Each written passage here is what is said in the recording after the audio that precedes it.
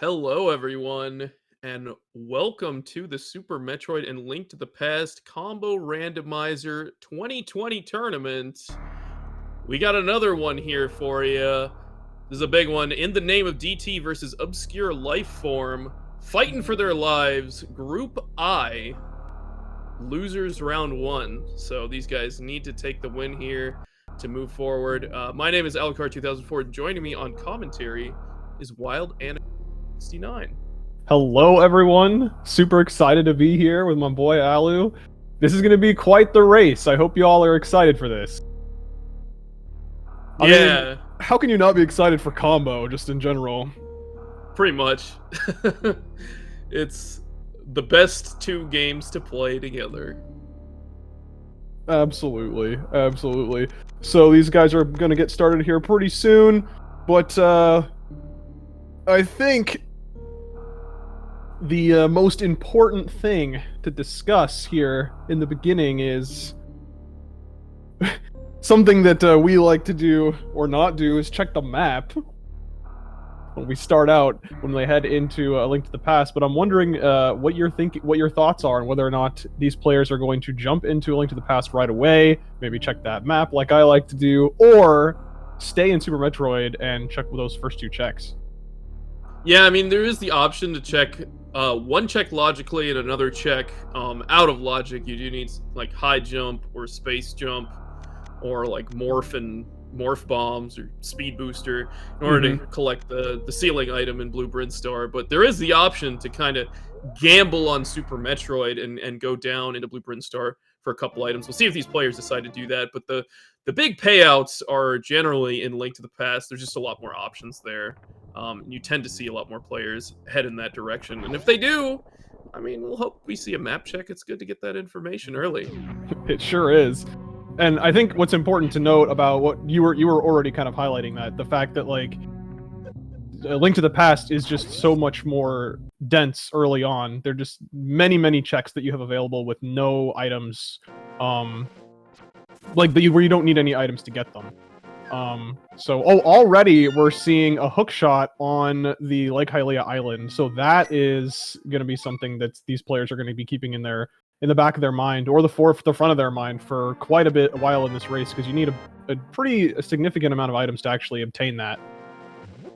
Yeah, you do need Dark World access, the flippers, and the mirror in order to actually obtain that item. And your Dark World access could be obtained in a few different ways. I'm sure we'll talk about that as time goes on. But we did get a Power Bomb pack in Link's house, which is really nice. We got a map check, all crystals, and we got 8 bombs out of the tree. So I'd say it's looking like a pretty nice seed so far.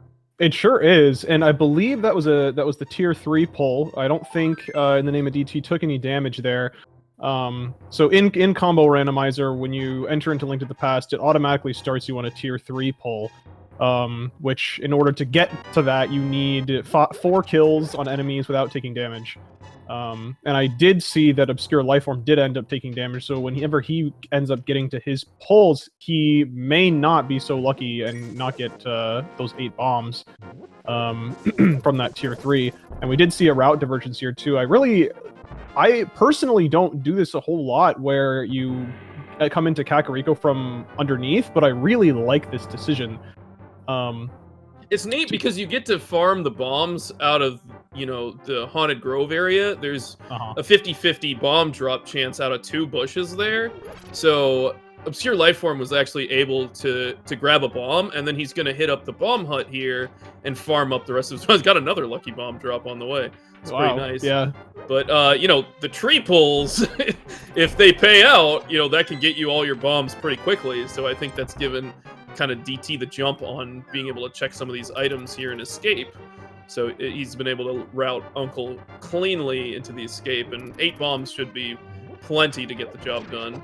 Absolutely. It always does feel really good to be able to just do the early Uncle, and then go straight into the escape sequence, at least for me. I know a playstyle that we both like to employ is just being more thorough and just kind of clearing things in, the area you're in as much as possible. And so that kind of works out when you're able to do the escape early like this. And an interesting note here, whenever you're doing the escape, it's really important to pay attention to where you get the small key and where you get the map. And so we did see DT get the map here, which means that there is that small key somewhere. And the reason to pay attention to this is for whatever the item in that dark cross room is. So, you know, whether or not you actually need to brave that without a lamp, for example,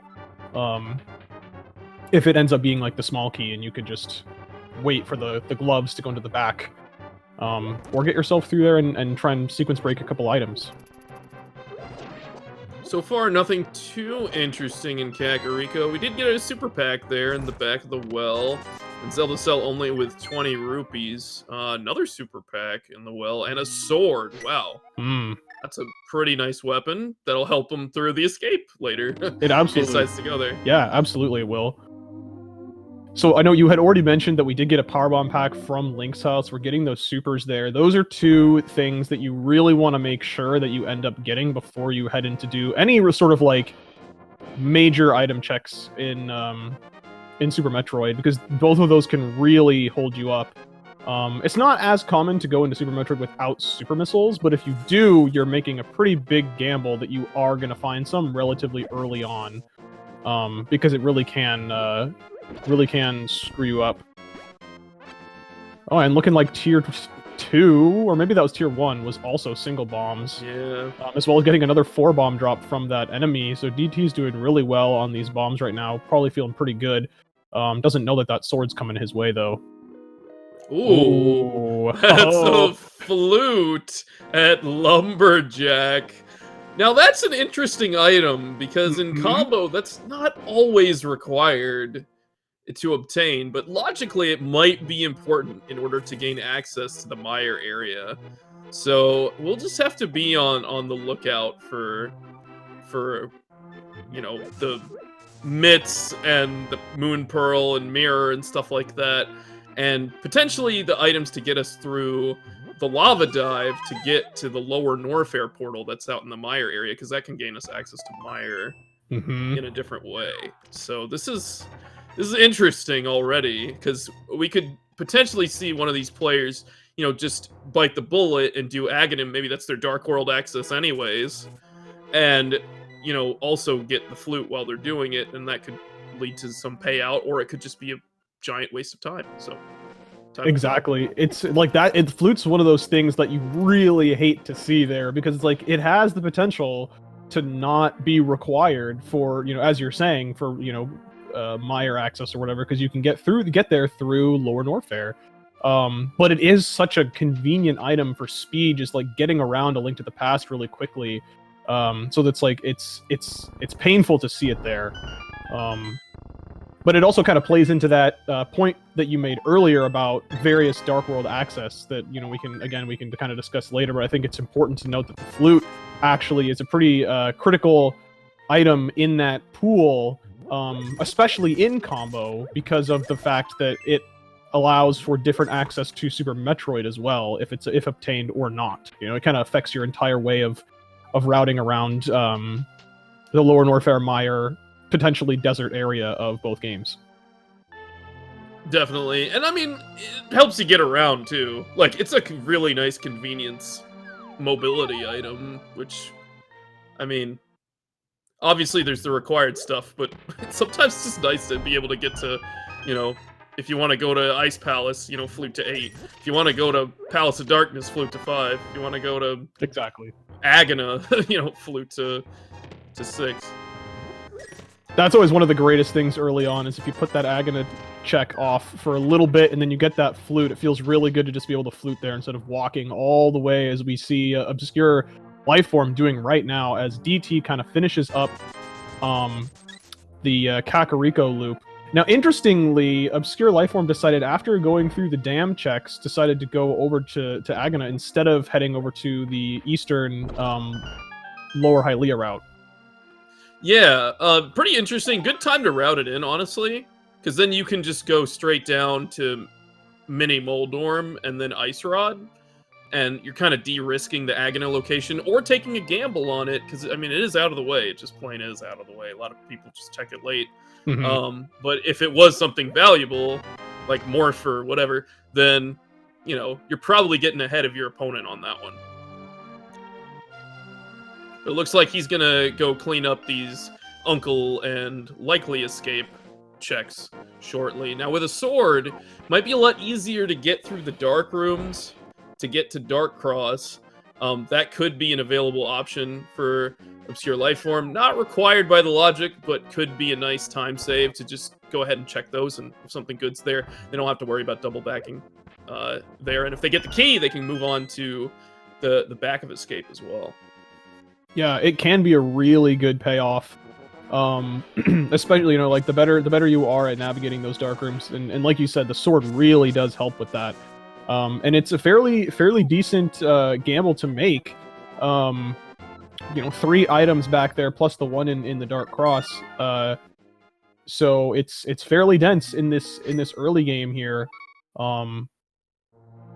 So I'm wondering what it is that we're going to see here from ObscureLifeForm.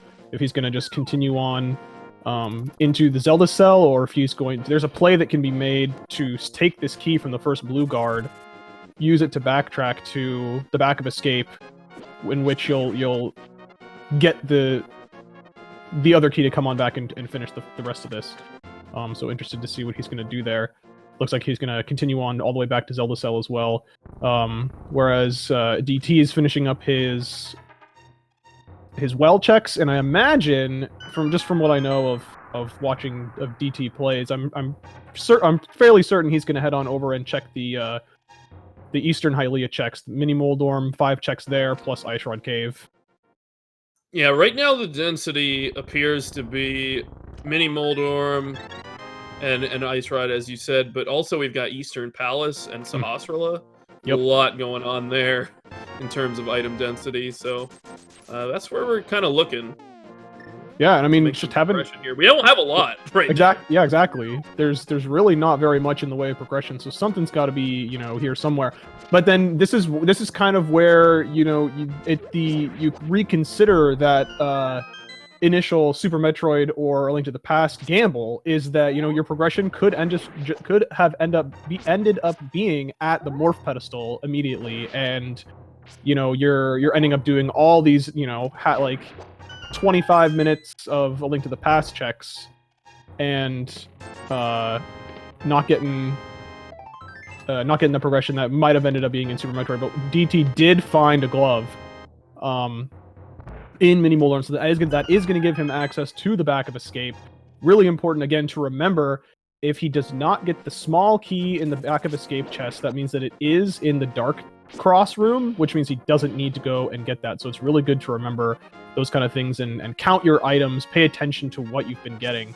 And it does look like the ObscureLifeForm is actually going to be making this gamble into the Dark Cross. So if this is the key, then he would actually end up being able to go into the back of escape from the dark rooms.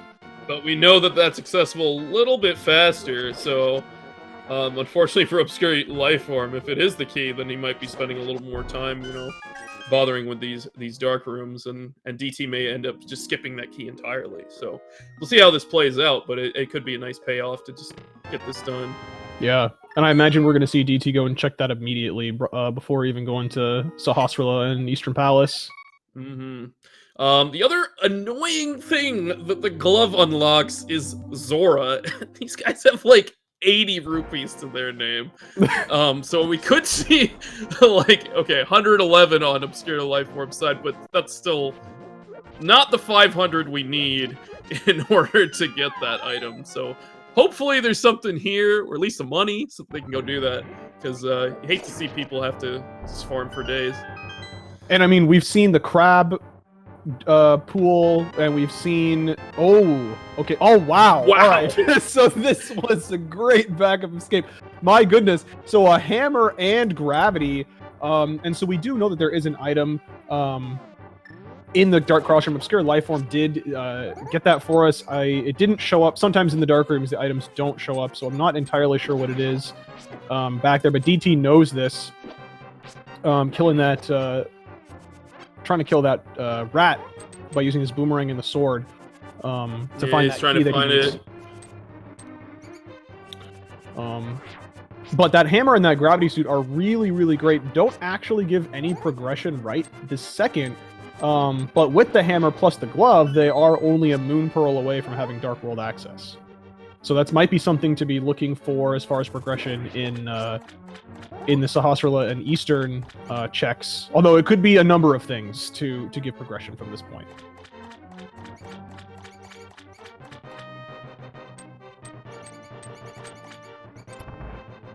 So DT in the Dark Cross room right now. Having the sword, you see he's holding the sword out. These sparkles give a really, really good indicator of where you are. So he did just pick up that item. He's pausing. You see him pause the screen there because it didn't show up, but he knows he got it to see if it was anything in A Link to the Past, and it doesn't look like it was. So my assumption, a pretty safe assumption, is when it's not in A Link to the Past item, and it doesn't show up, it's probably going to be like an ammunition for Super Metroid or one of those, something like that. It's a safe assumption there. Pretty much. And yeah, we did see a mirror and an ice rod at Sahasrahla there from ObscureLifeForm, so that's pretty awesome find. It's nice to have your ice rod in hand kind of early, so you don't have to hunt for it later. Notorious for, a last location in Link to the Past, but not going to have to do that today. And mirror is just really nice item to have if we find Morph, or if we find a lamp and we go up to Death Mountain, then we can get up to Tower of Hera and the East Death Mountain. A lot of profit to be had with the mirror, and it just helps you route. It's a beautiful item. It's really, really helpful for routing to have before you head into the Dark World for the first time.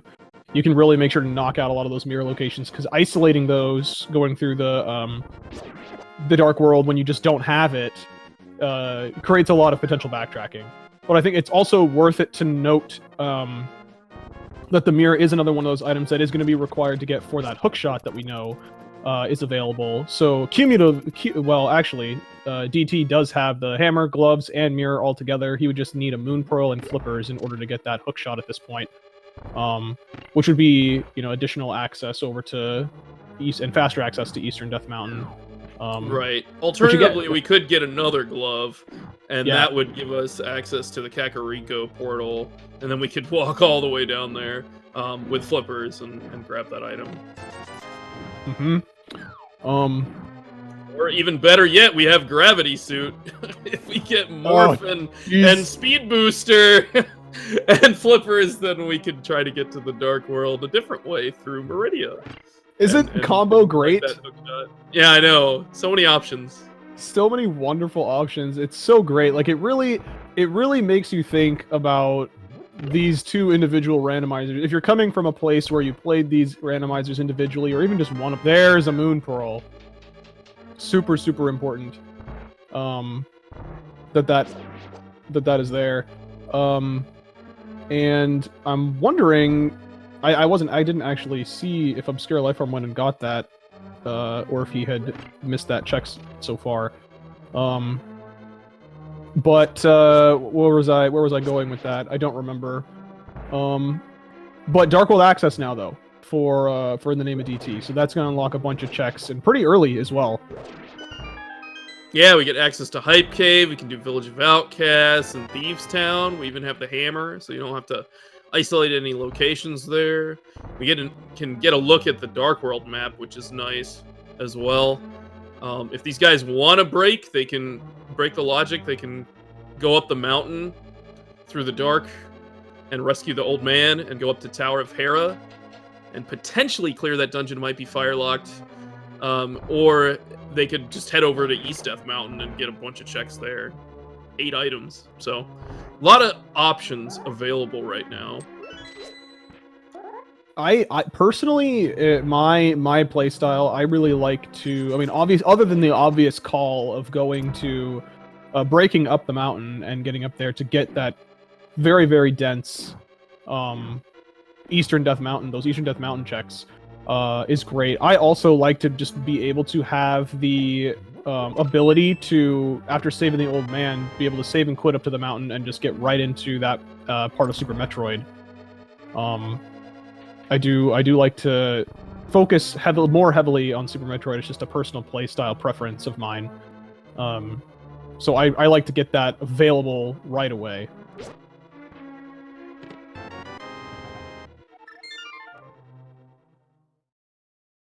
All right, so I think ObscureLifeForm is going to get the payoff here in the back of Escape. Yeah, okay. Great opportunity to go ahead and get that done. Or perhaps maybe he's doing hula hand. Yeah, here? that's what it looks like. He's gonna make that Zora gamble. It seems. I'm wondering. Oh right, he doesn't have his glove yet because he hasn't been to Mini Moldorm, so he can't do back of Escape presently. So right. Maybe he's just doing this hula hand and then routing south, because you end up at Link's house and going to get that payoff in Mini Moldorm and Ice Rod. So maybe he's trying to set up a Zora play here with fake flippers. That's fair. Kind of makes sense. That's fair, actually. Yeah. Get the rupees you need before you go there. You know. Yeah. Yes. So here we go. Hype cave. Get hype. There it is, dude. There it is. All the hype that anyone ever needs. The Morph Ball. Yeah, we've got a couple of Power Bomb packs, a few Super Packs, like you said. So there's a lot available in Super Metroid right now. It looks like we got a map check there. Yeah, he did give us... pendant in Skullwood's pod is a pendant as well. It looks like we had 5, 6. I missed where 5, 6 were. Thieves and Ice. I believe it was Thieves and Swamp. I could have missed that though. It was quick. It's tough to take in all that information that fast. Something along those lines though. It was Thieves and Swamp. Okay. It was Thieves and Swamp. Okay. Thank you guys for helping us out there in the chat. Appreciate it. And Link Forest, our tracker behind the scenes. Yes, Master Tracker. Also. So looks like ObscureLifeForm did end up getting that Mini Moldorm checks. He is making his way to Ice Rod Cave now. I'm wondering how he's going to manage this here. I think it was like a super pack or something, not money in Ice Rod Cave. So I'm wondering what it is he's going to do here about if he's going to commit to trying to get to Zora, or if now that he knows he's got his glove, if he's going to try and do backup escape. Oh, there's this farm. Oh, of course. Yeah. Yes. I forgot about this. There's this one as well. Yeah. Good knowledge. As DT is making his way through Digging Game and doing that whole... he is digging a hole. I agree. He is digging a hole. Maybe 30. Maybe 30. What's nice, he's getting a lot of red rupees, which I always really like to see, especially when like Zora is available here. But he's got so much more to be checking. He's definitely going to be, or I shouldn't say definitely, but very likely going to get the requisite money that he needs before actually making a move over there to Zora. Making good use of the mirror here, and just going to be able to route cleanly straight into Village of Outcasts, which I do like. I think it's a solid play right now. You got Thieves Town, which is a 5/6 crystal. You know, it's a good one for the big bomb. Can pay off for 2 more items later. We're kind of close from being able to do Swamp. Actually, we just need flippers because we know where the hook shot is. So I like the play. If we find those flippers, it might be cluing us in that we need to do the big bomb. Yeah, and I mean, just like the big bomb is great. It's 2 relatively quick checks, especially if you're just taking it straight up there to also check the pyramid and catfish and dip into pod, right? It's just like a really nice route that is available there potentially. Again, assuming we get those flippers pretty quickly here. But I mean, even regardless of all that too, like just the ability to be able to do Swamp is really great because it's a very dense dungeon in general. For sure. And speaking of flippers, ObscureLifeForm doesn't need flippers. Doing some fake flippers here. And gonna be grabbing the hobo item and probably making their way over to Zora. And the hobo item is Varia's suit. Okay. Things are getting in spicy. I want you to get excited about the item that DT found in the chess game, but that Varia suit's pretty hype. The Varia suit is super hype. Things are getting hot up in here with that Varia, so that is sequence broken. But before I forget, DT getting Spring Ball from the chess game. Super awesome item there. Really great. Love it. But that Varia is actually really important, obviously, for Super Metroid. So depending on what ends up happening with DT's route in ObscureLifeForm's route when he ends up getting that morph from Hype Cave, it could impact the routing in Super Metroid. And ObscureLifeForm with the pun.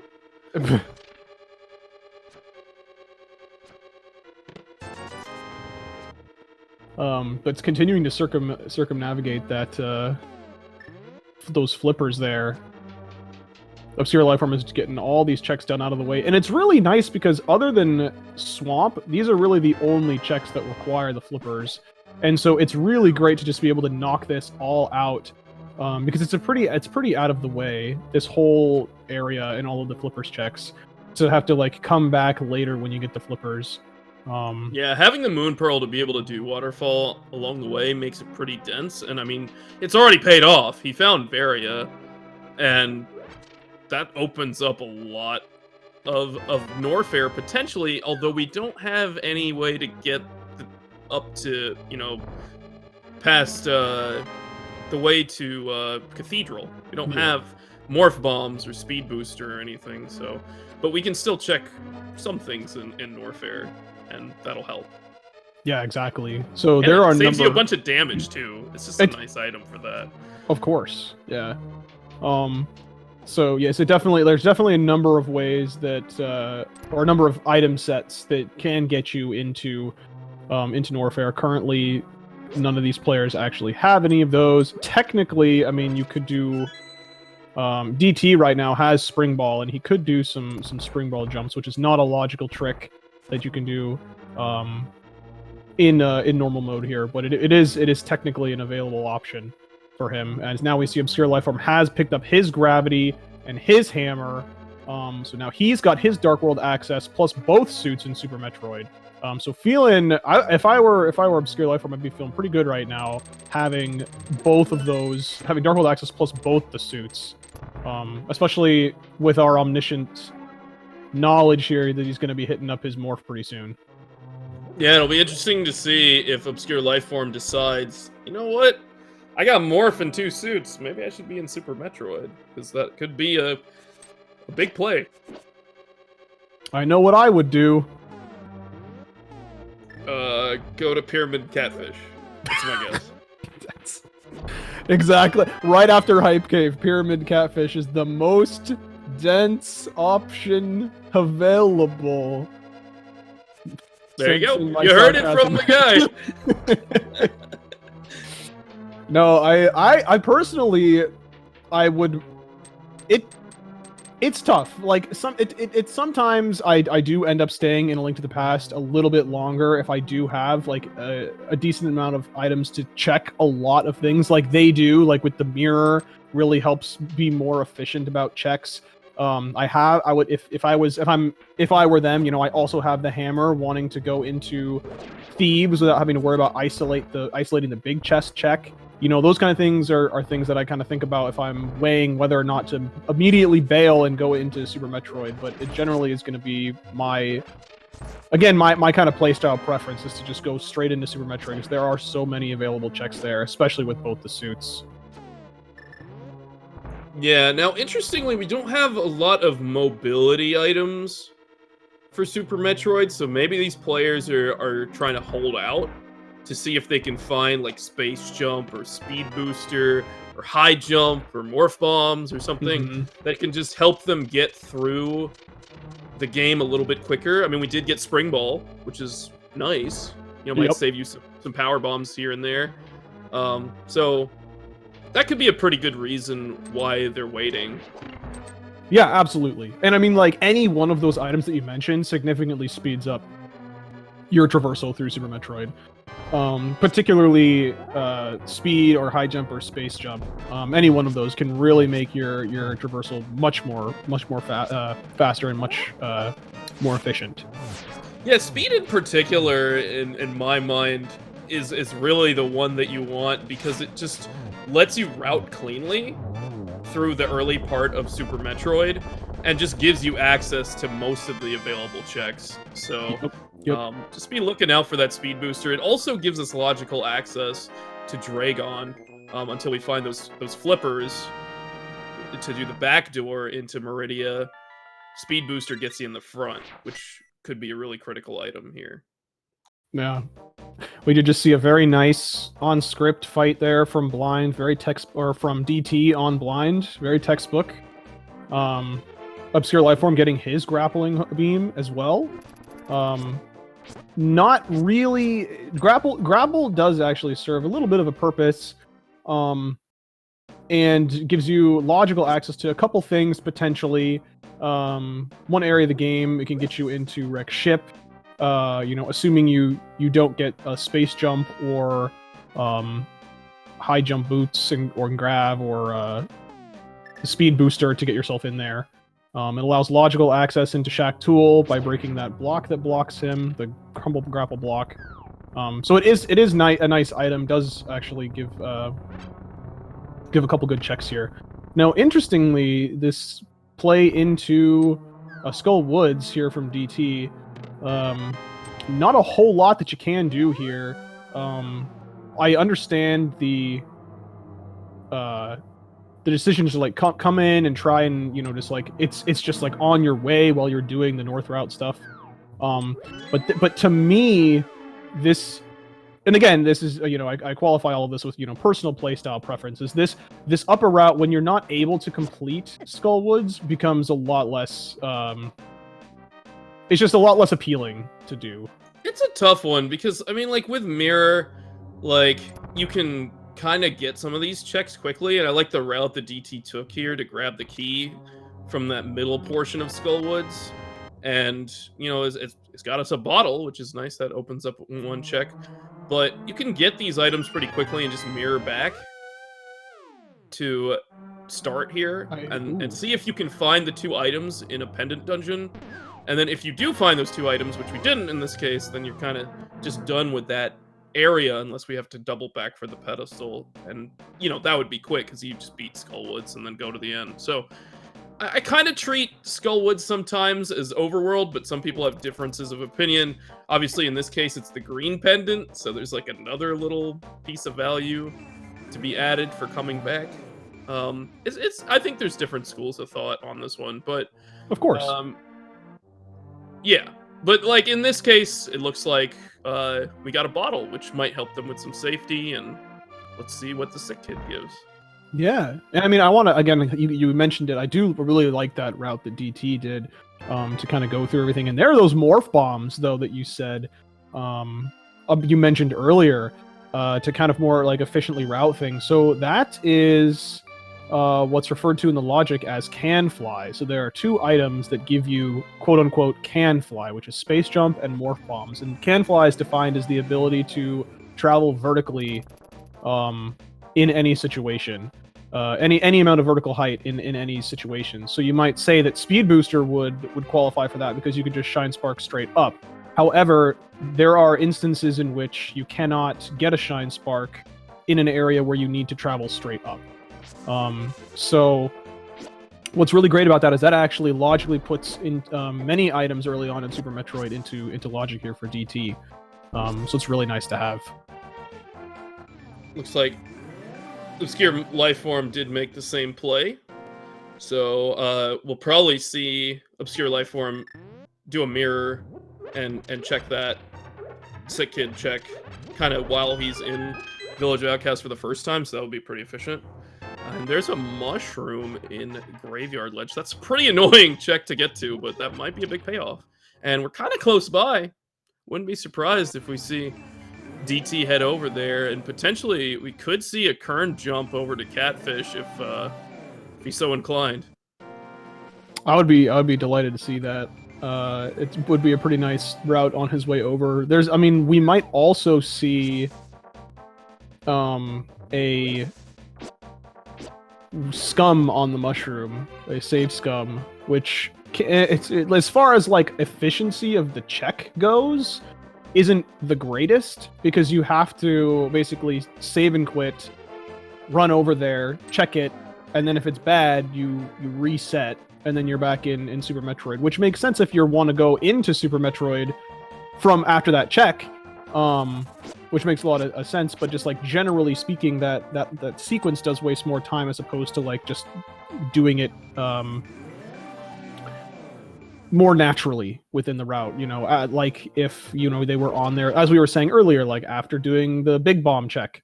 On their way up to Catfish or whatever. But now what I like we're seeing from DT is getting this Super Metroid portal available by doing the dark climb, grabbing the old man. He's going to have all those other checks we mentioned that you said, Hera and East Death Mountain.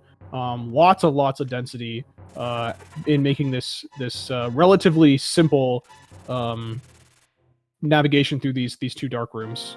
I really did like the routing here, delaying bumper ledge to check it while also going up for your Death Mountain access. I thought that was quite clever, and we did see a Bombos up there at bumper ledge, so we'll see if that comes into play for Mire or Turtle Rock, or potentially Ice Palace. Yep. Pendant Ice Palace, yikes. But we'll see if that comes into play, but we'll be looking out for the cape, and if we get that, then maybe they'll have to double back there. Yeah, it's definitely really good to keep in mind. So I don't believe there was anything of any kind of particular value in Thieves Town that we saw when In the Name of DT was there. So ObscureLifeForm is going to be just making his rounds through here, grabbing his 5/6 crystal. He's got to be pretty careful. He's sitting on 1 heart right now. Yeah. But I bet he wants that mail that DT just picked up there on Death Mountain Spectacle Rock. But all in all, I mean, Thieves is a fine play. It might unlock 2 more items later at the pyramid that we need, so we'll see. Exactly. So here we do already have 1 item out of the 2 in Tower of Hera. If this is a small key, DT's not going to be able to continue. So he did get the small key. You needed the big key to continue there. The small key forces you down into the tile room, which is the chest is blocked by torches, and he has no lamp or fire rod in order to get that. So in addition to this just being a dungeon that needs to be completed, there is 1 item still left there that he needs to get when he eventually does get that fire source that lets him continue into the rest of that dungeon. But now we're going to hit up the Spiral Cave and Paradox Cave, so 8 total items here. I'm expecting there to be something here. And this is in logic despite us going up the mountain in the dark, because we could go all the way through Super Metroid to get to the Upper Norfair portal, which is in the business center area, and that would get us to these checks. Not the old man check, since that's in the dark, but everything else. Yep. So there might end up being something here, but I mean, again, it's also worth noting that there are many checks available in Super Metroid right now. There's the lamp. Oh, hey. So lamp is gonna let him go back up into Hera. It means that we are only a sword or a cape away from doing Aghanim, which will get that flute. We do need the boots as well for that. That's true. You're right. Yep. So that's an interesting thing to be considering here, and it just makes a lot of the dark areas much easier and less worrisome. So what do you do here, Wild? Do you go back to Hera?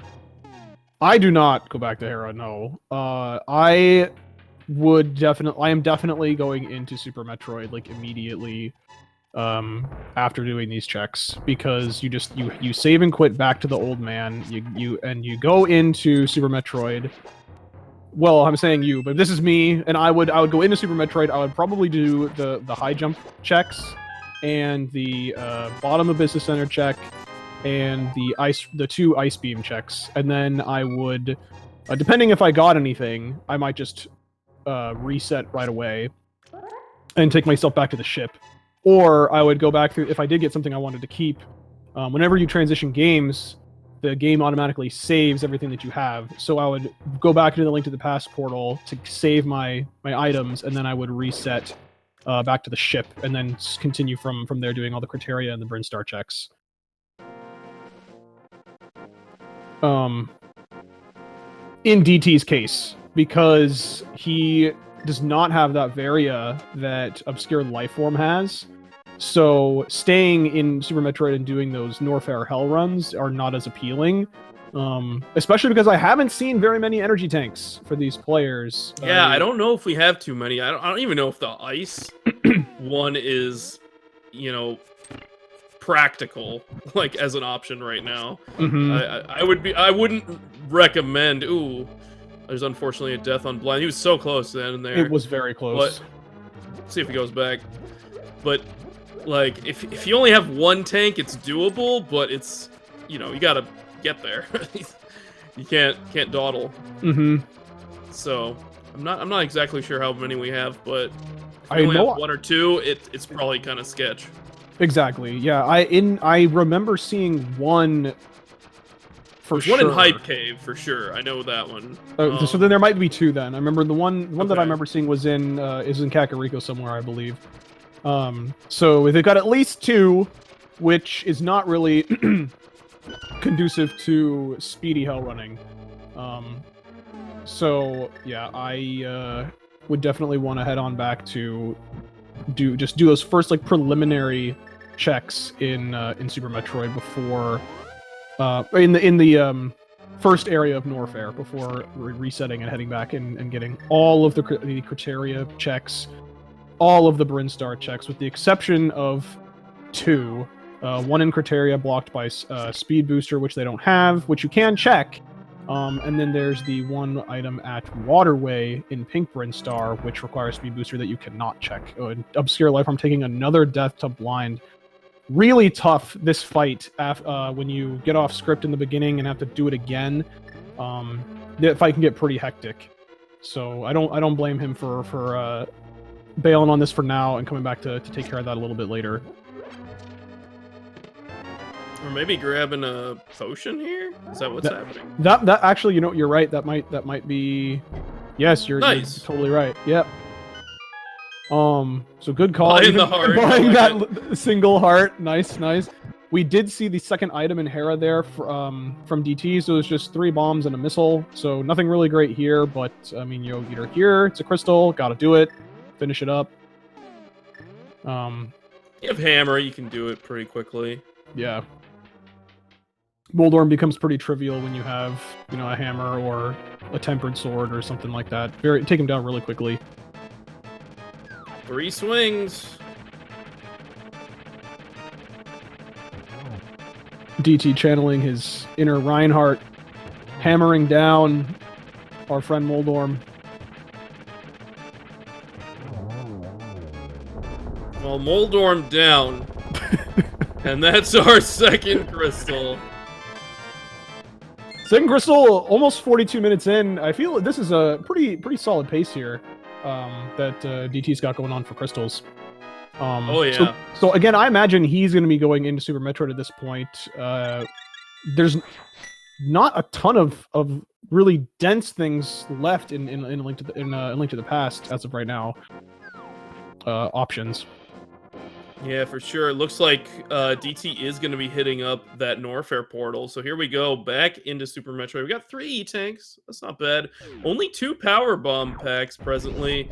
Going to go ahead and check the bottom of Business Center here. This Croc Escape item is just a big 20, so don't have to worry about that. Remember, DT does not have the Varia suit, so we'll take passive damage in those heated rooms. Probably not going to see DT head into any of those, but we'll see. It's 300 rupees. That's nice.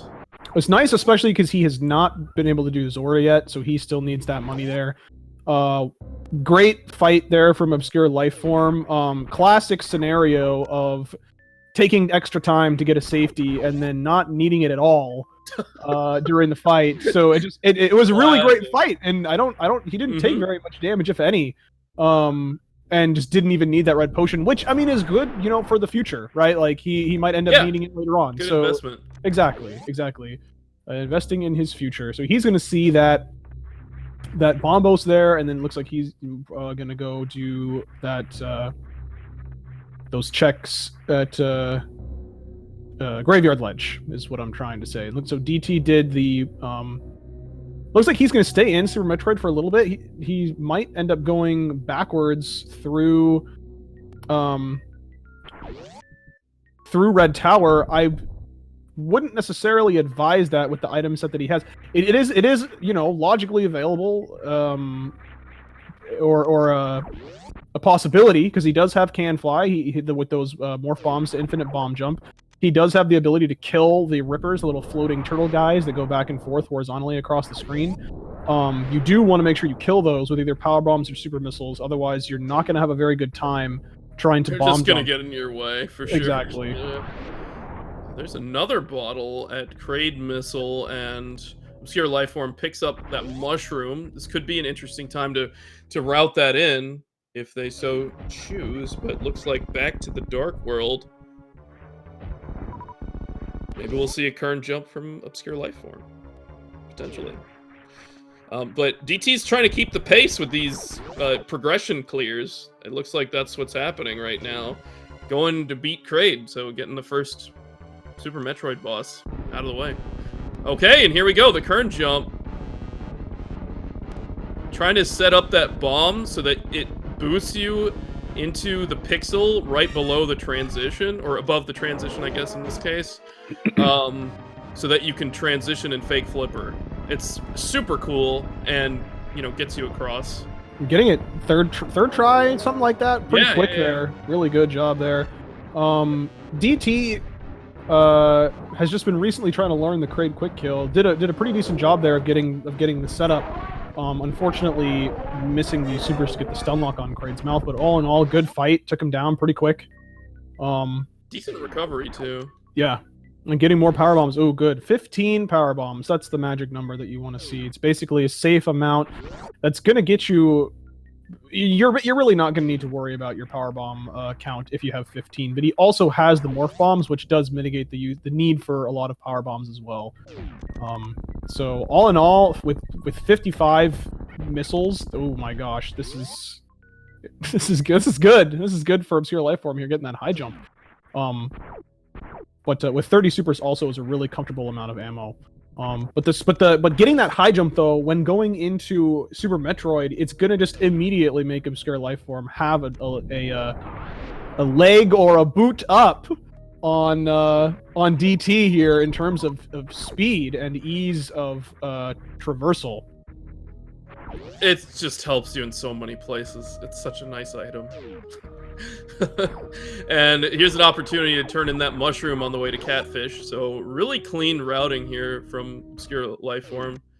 Not to say that DT's hasn't been, but you know, this is just working out pretty well for him at this. It's good. Time. Yeah, it's good. I like it. Mm-hmm. Oh, is this a play into Meridia from DT, or is he just going over to Spazer? Yeah, it looks like he just wanted to blow up the tube there. Okay, prep for later. I like it. Mm-hmm. So, like we mentioned here, DT, he's got a Spazer check available, and then he can get up Red Tower. But as I mentioned, though, without high jump, with high jump, it's really easy. You don't need to kill the Rippers at all. You can just jump from one of the platforms and wall jump up. But without high jump, he's going to need to bomb jump up there. Or, you know, there's that spring ball tech, that jump tech that he could do to get up there as well. It looks like he's not going to do it either way. And probably... I'm wondering if he's going to head into Meridia now, actually. I mean, he did break the thing. He is not. Hey. So there is... I thought this was going to be the legendary Brinstar skip that everybody's been waiting for. Oh, jeez. I mean, yeah, could have been, and the opportunity was there. Now, but there is an important thing to note about not going into Meridia right now, because of the fact that he is missing Speed Booster, which would allow him logical access to get into the latter half of Meridia, but also Ice Beam, which would be an illogical way in normal mode to get through there. Although DT he has been learning a lot of Super Metroid tricks, which I think is really great. And so I know that he knows about how to use Ice Beam to clip past there. But it does look like he did the exact same thing. He went back into Link to the Past, automatically saves, then you can reset. Always takes you back to the ship in Super Metroid, doing a refill, and then we should see him be pretty thorough here in terms of his checks. And it looks like ObscureLifeForm is probably going to be... they're probably going to end up, being pretty close together here. We might see ObscureLifeForm get a little bit farther ahead because of that high jump. DT trying some delayed wall jumps to get up to the gauntlet faster. Very nicely done. Not logical to do that, but he does have morph bombs, which would allow him logical access up here anyway. So really nicely done there from him. An Obscured Lifeform finding an E-Tank at the 230 missile location and the Quake Medallion at Bomb Chorizo here. So routing in those two checks earlier in this Brinstar loop, giving him just a little bit more health and some information. But DT did get an extra E-Tank over in high jump area, so they're pretty even right now. Yeah.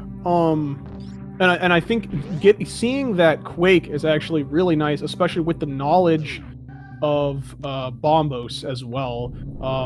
Knowing that both Meyer and TR are required, having knowledge and acquisition of multiple medallions is really nice.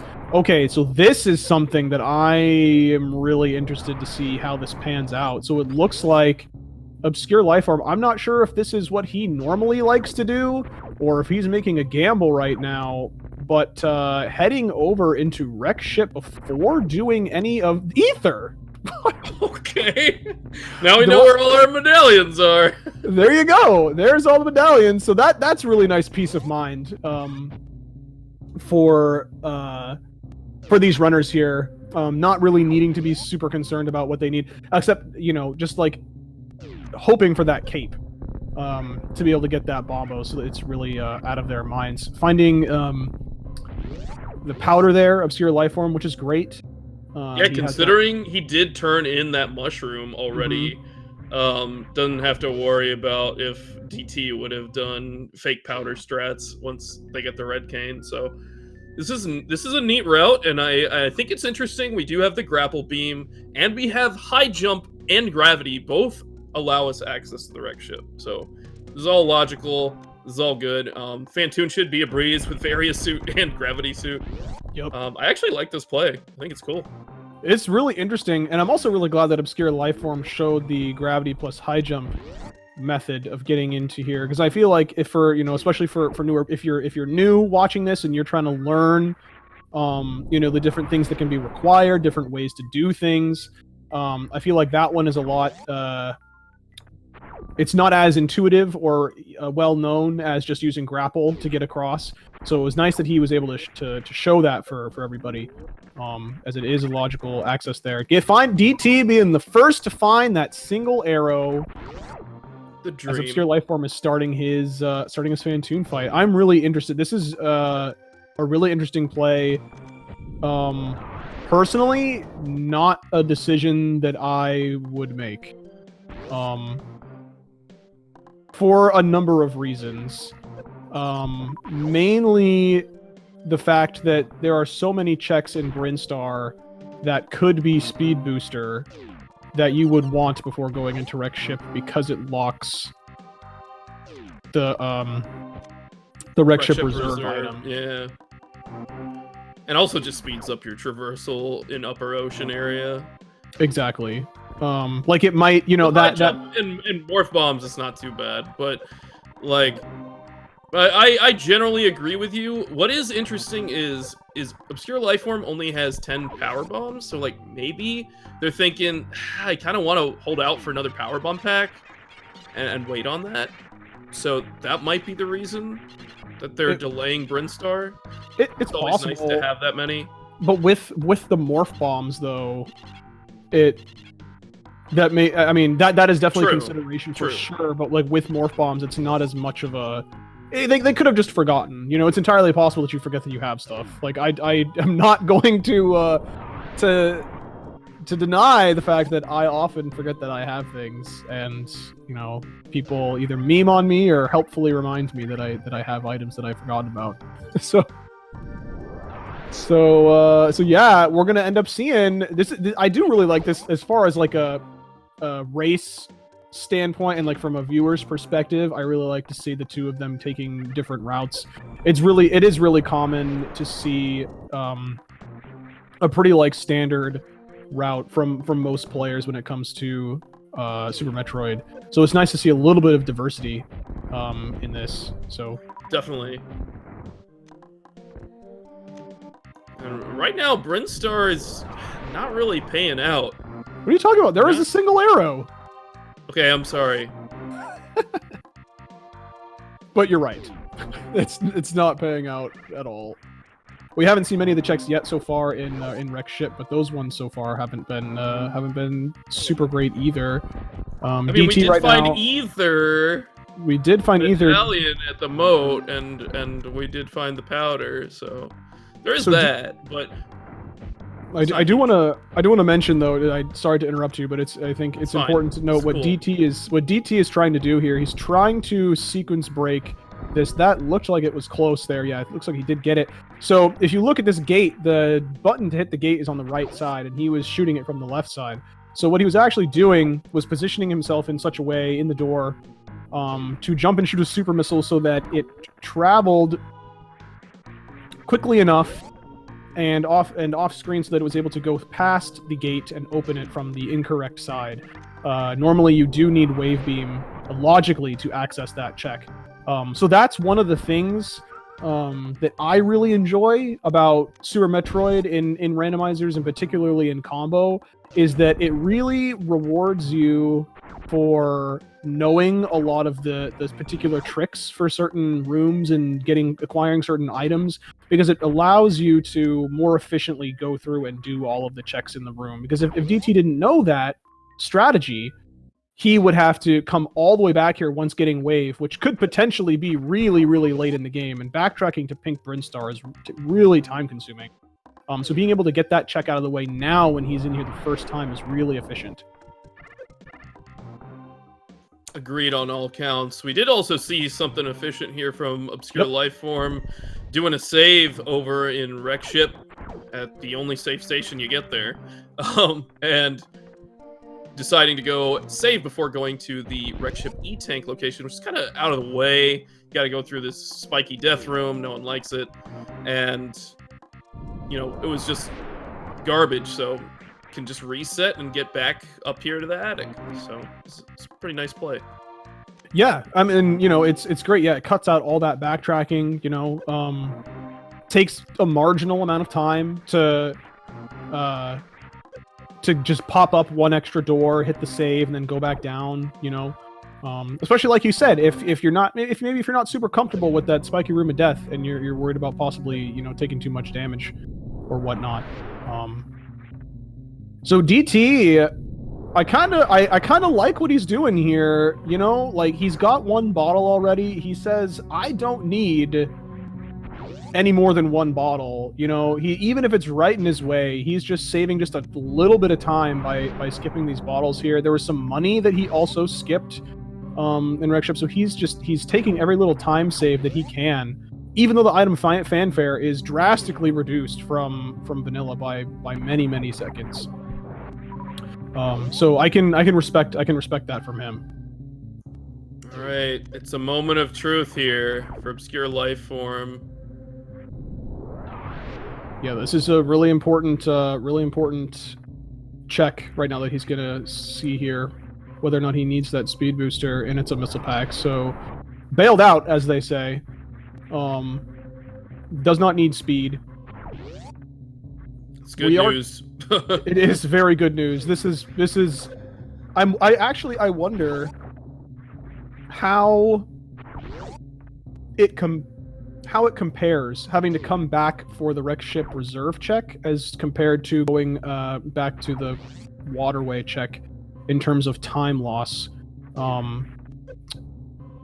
Which one is more time consuming? I wonder. They're both pretty bad. What? Oh wow! Do you need to come back? Oh my Do God. you need to come back? Oh wow! Okay, so that's actually really good for Obscure Life. So remember how I said I wouldn't do this because you might need speed for the speed check in wreck ship? Well, now he's getting rewarded for the complete opposite. Is he's going to be able to get the waterway check on the first way through Pink Brinstar. And Criteria Supers, potentially. And so yes. Huge. So if one of those items is progression, he's going to have a pretty significant leg up on DT. Because he's going to have to make his way. Now, if it's Criteria Supers here that the DT is going to be able to check here pretty soon, that's not nearly as big of a time loss as maybe something being in waterway. Right, because you don't even know if it's good or not. Exactly. Exactly. Mm-hmm. Yeah, DT will likely check this item and just scout it out, make sure they don't need to come back. But if it's something important, then he's going to be holding out for that speed booster, and we know exactly where it is. I think another kind of side benefit, let's say, DT goes over to Wreck Ship after this, which is a pretty logical play, I'd say, at this point, after finding pretty much nothing here in the main Brinstar loop. Gonna find speed booster, but not have high jump, which can stunt your jump height and kind of make things inconvenient at times. Yeah, it can definitely be really annoying if you don't know how to really effectively mitigate that. It is very annoying to have to try and deal with that. But I mean, on the other point to that though is that Obscure Lifeform does have speed and he does have high jump, which gives him a really significant movement advantage over DT. But the two of those combined, you cover so much ground so quickly.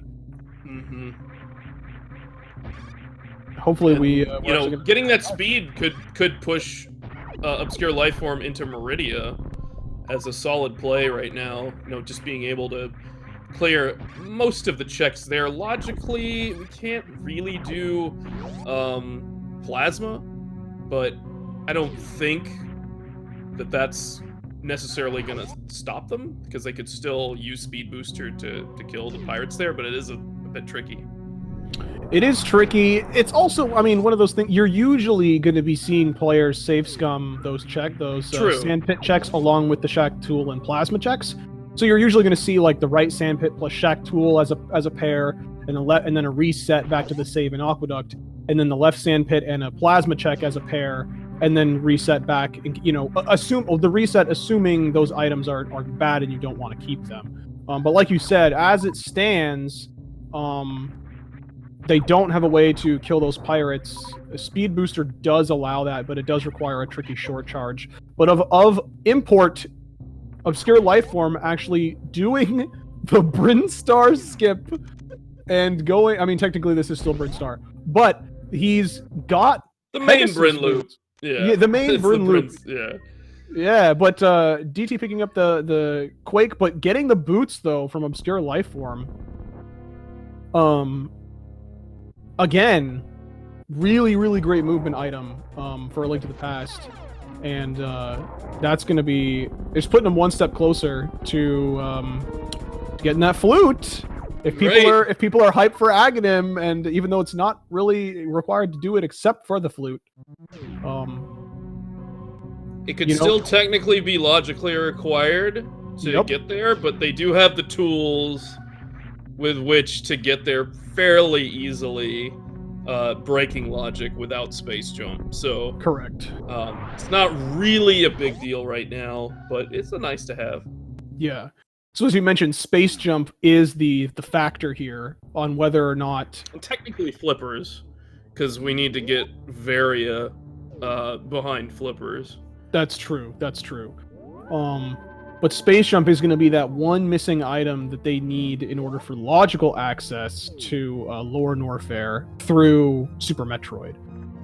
But again, if they end up getting that cape or that extra sword now, then it would allow them to do Aghanim, get a flute, and then get into Lower Norfair logically that way.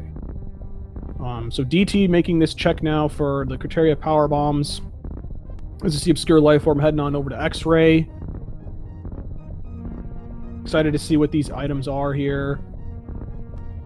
Criteria's, I don't believe Obscure Lifeform did check this at all. Just kind of went straight over to Wreck Ship, and this criteria power bombs check was available to him. It was, yeah. Oh, a red cane at Wow. X-Ray. Okay. So that's really important. To say the least. Sure it is, yeah. And interestingly, we have, you know, a sword, a couple medallions, we have the lamp, we have the boots. We're missing a space jump to get through the lava dive. However, you know, that could open up Meyer. It could. Yeah. And it's great to have that when you're, you know, making your trek through, like, you know, Lower Norfair and stopping off there, making it all one efficient trip. Yeah, and they got mirror, they got boots, they got a fire source, they can do desert too. It's actually pretty lucrative option at the moment, but again, it's out of logic because we know, you know, Varia suit requires the flippers and they don't have space jump. Right. So I'm really interested to see whether or not, as you mentioned, that speed may be pushing Obscure Lifeform into Meridia, because that does give him access to the all of Meridia there.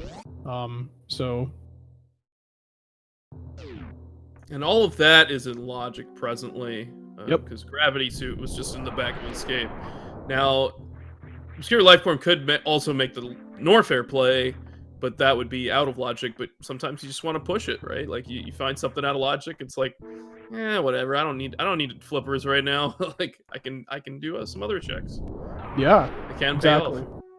And it looks like that might be what he is going to do, or maybe he's deciding he wants to just put it off for a little bit because we might end up seeing him. We might end up seeing him go into the EDM, the East Death Mountain stuff. Yeah, and that makes a lot of sense. I mean, you got to kill Kraid anyways, so coming here makes perfect sense. It's kind of out of the way, no matter when you do it. Yep. You just have to do it. So might as well get it out of the way. Check these few items that are here. They might help. We know they really won't. I guess you'll get another power bomb pack, which is nice. Yeah. But could go down the elevator towards high jump in Norfair and potentially EDM, or could just double back to Meridia. A lot of options. I don't know what Obscure Lifeform's comfort is with the dark rooms, but I mean, I would probably expect to see that old man play. Interesting setup for the Kraid quick kill position there from Obscure Lifeform. Haven't seen that before, which is interesting for me to say about something in Super Metroid. But I like it. It's cool. And got that unlucky and annoying, and not necessarily unlucky, but it's an annoying block on the super missile from Kraid's hand. It's a tricky thing to get around. While DT is making progress on another SM boss, Fantoon. Yeah, it'll be 2 bosses apiece after they're done here. Pretty neat. DT does have Tower of Hera cleared, however. But, you know, Obscure Lifeform has done all of the Wreck Ship, which DT is just starting on. And also has found that Varia suit out of logic at Hobo and some of the Zora area. So, you know, there's... they're pretty even right now, I'd say. And he hasn't done any of the normal Brinstar checks, which I don't recall there. Might be able to actually skip Brinstar here, folks. I don't recall anything being there. I mean, the only thing that was left unchecked by DT was the waterway item, which he, you know, couldn't get because he didn't have speed booster. Right. So, you know, it might just be overall, depending on if or when ObscureLifeForm heads there. Could just be a good chunk of time that he saves over DT despite not having to do that area. That would we'll be see. Insane, but so far ObscureLifeForm's been finding a lot of good items, so keep pushing it. Insane in the mother membrane. That's right. All right, so I'm really interested to see what he is going to end up doing here. If he's going to head into a Link to the Past, or if he's going to push that illogical progression into more into Norfair with the Varia suit without flippers.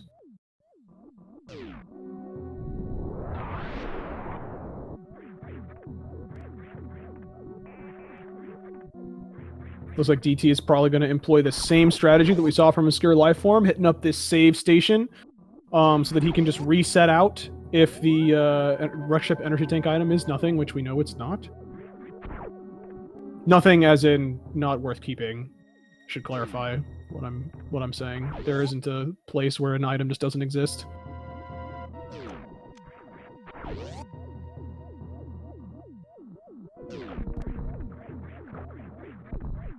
Doing the due diligence, checking the bottom of Business Center item. Now, where are you going, ObscureLifeForm? I'm really curious what the plan is. Is it Death Mountain?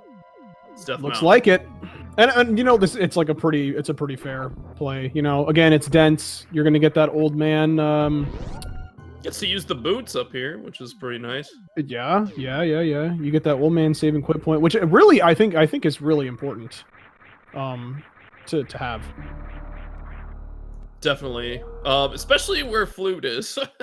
Yes. It's like you're not gonna be able to just flute up the mountain. Mm-hmm.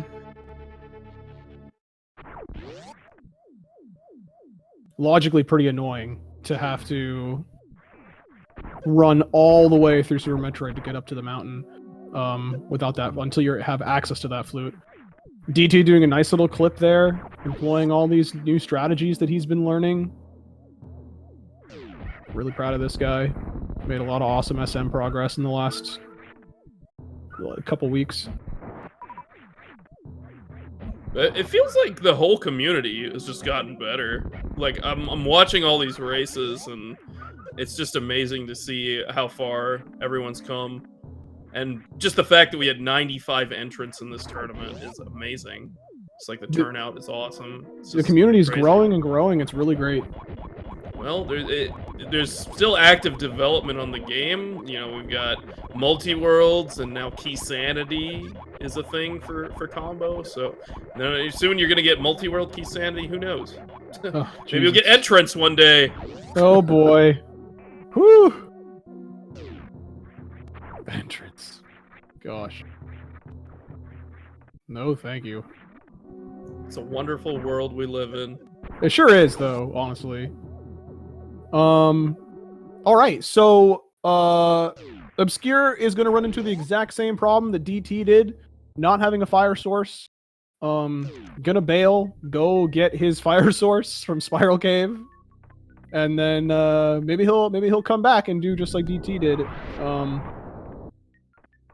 Oh, just kidding. Never mind. Okay, we're gonna do. Maybe he's setting. What is he doing? He doesn't have a fire source. You don't have a fire source. Oh, don't you need the hook shot to do that? You do need the hook shot to do Hera. So that's what he probably realized. Okay, so now he's realizing that he doesn't have the fire source either. Okay, so yeah, he's doing that. Let's see, DT. Oh, so this is kind of rough trying to get up to that. Those floating green platforms are called trippers. Aptly named, I feel. Yeah, tripping him up right now. So the way that DT tried to jump up onto that one, without high jump, you do need to wall jump off of the side of it. You cannot make it all the way up to the top. It is really annoying because it is a moving platform. So wall jumping off of a moving platform is, technically and fundamentally exactly the same as wall jumping off any other platform, but you just need to be aware that it's moving and adapt your inputs accordingly. and it is tricky. He does have morph bombs, so he could just bomb jump up there to that item. There's that lamp for Obscure Lifeform. But he is going to be able to check this. He turned on grapple, and he sees its speed! Oh, and that's a real bummer. Well, looks like he is going to try and do some bomb jumping here. But that's really a bad feel when you get up there and you see it's that item that you see it, but you don't get to grab it before falling down. Well, now, some clean bomb jumping so far, so it is. That's pretty good. And I think the trippers are just in such bad places now that this is just going to be the faster method. Yes, absolutely. I mean, it is going to be the faster method regardless. True. He did start just to the right of that platform that was floating right next to him. If you do want to get as close as possible, you want to stand on the side of that platform that he was on. Just where he is now, you saw he lined up on the wall, so he's going to be exactly up where he needs to be. And I was a little bit worried that he was going to start bomb jumping while facing to the right, which you really don't want to be doing when you want to go to the left and grab something on the left. Just due to the nature of the how Samus moves when she tries to turn around with bomb jumping. And oh man, this is really rough. This is rough. But it must be done. Yeah, this is one of the important moves that you gotta learn when you're playing the normal mode of the combo randomizer, infinite bomb jumping. A couple other tricks you gotta know are shine sparking, so getting that speed booster. Gonna try to employ some of the other ones. Ooh, barely missing it there. And then, you know, midair morphing, also very important. You don't have to do any of these other fancy tricks like mock balling and lava diving and other things. Yeah, and so like that's wave basically gate and or spawn skip, all that kind of stuff is extra.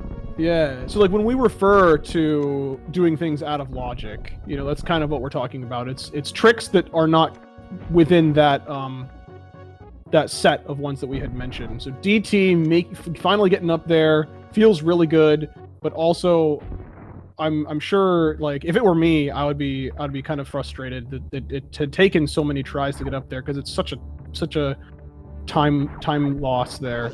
Well, you're in a race. You're trying to go fast. You're trying to beat an opponent here, but exactly. We're pretty even at the moment, honestly. I mean, Obscure Lifeform has some of those items and didn't do Brinstar. If Obscure Lifeform just skips Brinstar, then I guess he's clearly ahead. But we'll see. We'll see how this plays out, because I imagine after finishing up the wreck ship here, DT will go down Red Tower, get those Pegasus boots, get the Red Cane, and potentially we'll see a Meridia play. I would really like to see that. With the speed boot, it's tricky, like, to say what I would do in this situation, because I like going into Meridia is good. It's dense, but like, there's also illogical access to Lower Norfair, which I am more prone to do if I can before going into Meridia. It's just like, as far as routing efficiency. But DT doesn't have Varia yet, unfortunately, so that would be a. Oh, I'm sorry. I thought we were. I thought we were talking about Obscure. Yeah, my bad. Oh, if you're talking about Obscure, then that's certainly on the table. Agreed. Yes, yeah. and that's what I do. Yeah, yes. But with DT, then definitely the Meridia play is very lucrative, because without the Varia suit, 6 E-tanks is pretty solid to go through and do some of those hell runs. At least in Upper Norfair, you're definitely not going to want to be going into Lower Norfair with 6 E-tanks. No high jump, no space, no screw attack, all that stuff would be really, really sketchy. But, you know, we're definitely likely going to see something good pop up in Meridia, because there really aren't very many checks available left in A Link to the Past right now with what they have. They did get the... Like, DC can go to Pyramid, Catfish, Zora. They both got the and then there's powder. Palace of Darkness as well that hasn't been touched. Pod, yeah, they did both get the powder. Powder is available. That's very true. To check. But yeah, you're right. Yeah, so DT has the pyramid, and the pyramid's got that high jump, which also helped Obscure Lifeform get the speed booster check. more We quickly. do have the boots checks as well. Yeah, we do. We do. Bonk Rocks and King's Tomb, unfortunately, are both in logic because you got to go through the Dark World to mirror into King's Tomb, but that is available as well. It is DT getting his Pegasus boots, as we see ObscureLifeForm actually doing the Spike Cave and putting that red potion that he got and saved to good use. He does not have the blue cane or the cape, so with 11 hearts, this is not something that you can just damage boost your way through if he didn't have any of the invulnerability item or that potion. I believe if you have like 15, you can make it through with full health. I think it's 14. Actually. Is it 14? Okay. Yeah, it's more than what he has. Maybe that's with the hook shot. I'm not sure, 100% sure. It's somewhere around 14, 15.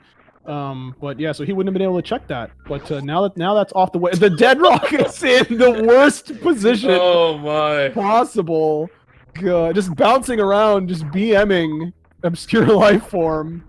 Neener. Can't get into Super Metroid. Oh. But ObscureLifeForm is just gonna head over to Meridia, I think. That's just the play that they've decided to make. And it's good, because, I mean, it keeps you in logic, so you can kind of just follow along with what it is you should be getting. So, like, I don't know, we might end up finding the flippers in here. DT, I'd also, just to sidetrack real quick, DT needs to be really careful in here. Without Varia suit, you take full damage from environment damage sources. So, like, those spikes are going to do 60 damage to him, even though he's got gravity. And that's just due to the randomizer changing the effects of the suits to make Varia suit to have actual value, basically.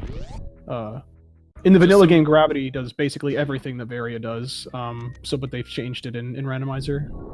Yep, you'll see that in SM only randomizers as well. Only power bombs and a reserve over in Main Street, but ObscureLifeForm skipping Mama Turtle, interestingly, and heading up to the beach and watering hole. Maybe he'll route that in later? Perhaps. Interesting choice, but it's very hard to route that in cleanly a bit later. Yeah, I mean, I guess just on his way out of Meridia, I don't know. It's an interesting choice. DT's taking a bunch of damage. There is that health refill, though, at the bottom of Red Tower. I'm assuming he's going to take that before he goes into Meridia, I assume. It's like his one big play right now. Yeah, he's done all the other checks, like Spazer and Kraid, and yep, the Norfair checks available to him, so... You know, Meridia is logical. And like we mentioned, not very many Only to the Past checks left for DT right now. So we'll see. Alright, so Watering Hole not really paying out.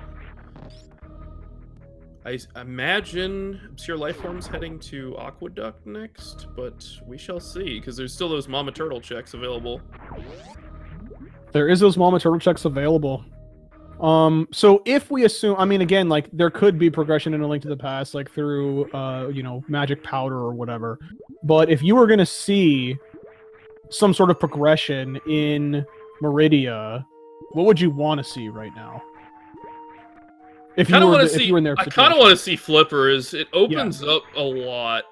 Like obviously, the Varia that we know about is locked behind the flippers, and that gives you all of Upper Norfair, which is huge.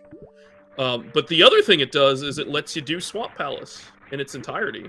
Yeah, gets you that hook shot, allows you to do that. Mm-hmm. That hook shot's a big deal. Absolutely, yeah.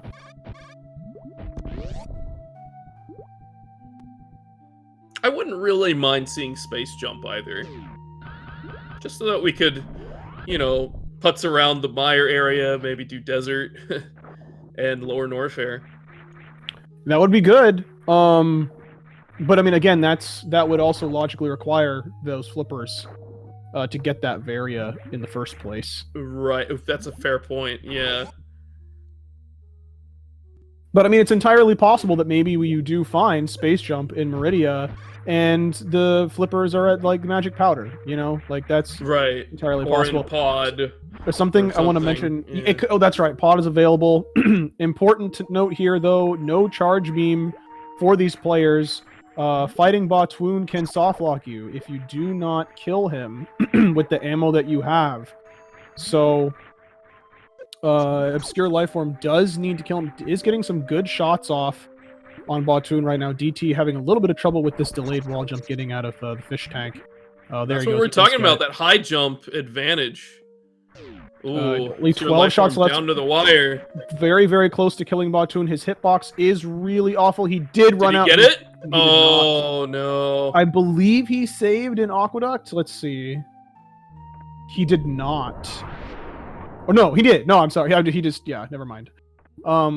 It didn't show the map screen when he went in. But it looks like DT opting to pick up that reserve. A little extra health. A little extra health. Got him. Grabbing these supers again. ObscureLifeForm. So again, to kind of, I was trying to rush through and explain the gravity of the situation that ObscureLifeForm was in. Botwoon, there is no most bosses when you fight them do have some sort of farmable object in their rooms so that if you do run out of ammo, you can just farm it and get your ammo back, and you won't. Not having charge is not a problem. Botwoon is one of the few bosses in which that is not the case. He does not have anything that you can farm in his fight. So if you go in there without charge beam, you need to kill him with what you go in there with. He's got 3,000 health. Missiles doing 100 each, supers doing 300 each. So you just, 30 missiles, 10 supers, or any combination of those to kill him. So knowing that is really helpful going in, trying to kill him. You can also see many of these shots are not hitting Botwoon. His hitbox is really awful. A lot of the times, it happens more often than not that you feel like you should hit him, but you don't. And every once in a while, it feels like you shouldn't have hit him, but you did. So it can help you. He's getting really close here. He's very red. Hitting with missiles is very difficult when he's moving so quickly. Remember, it's going to take 3 missiles for every 1 super.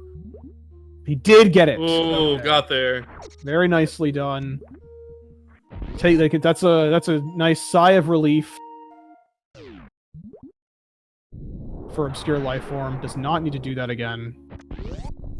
Just some power bombs here at Botwoon E-Tank, and likely going to be heading over to Dragon next. Gonna do a little fish farm here. Farm these little fish dudes. So DT is going to be in the same position. They're not fish. They're called Zoas.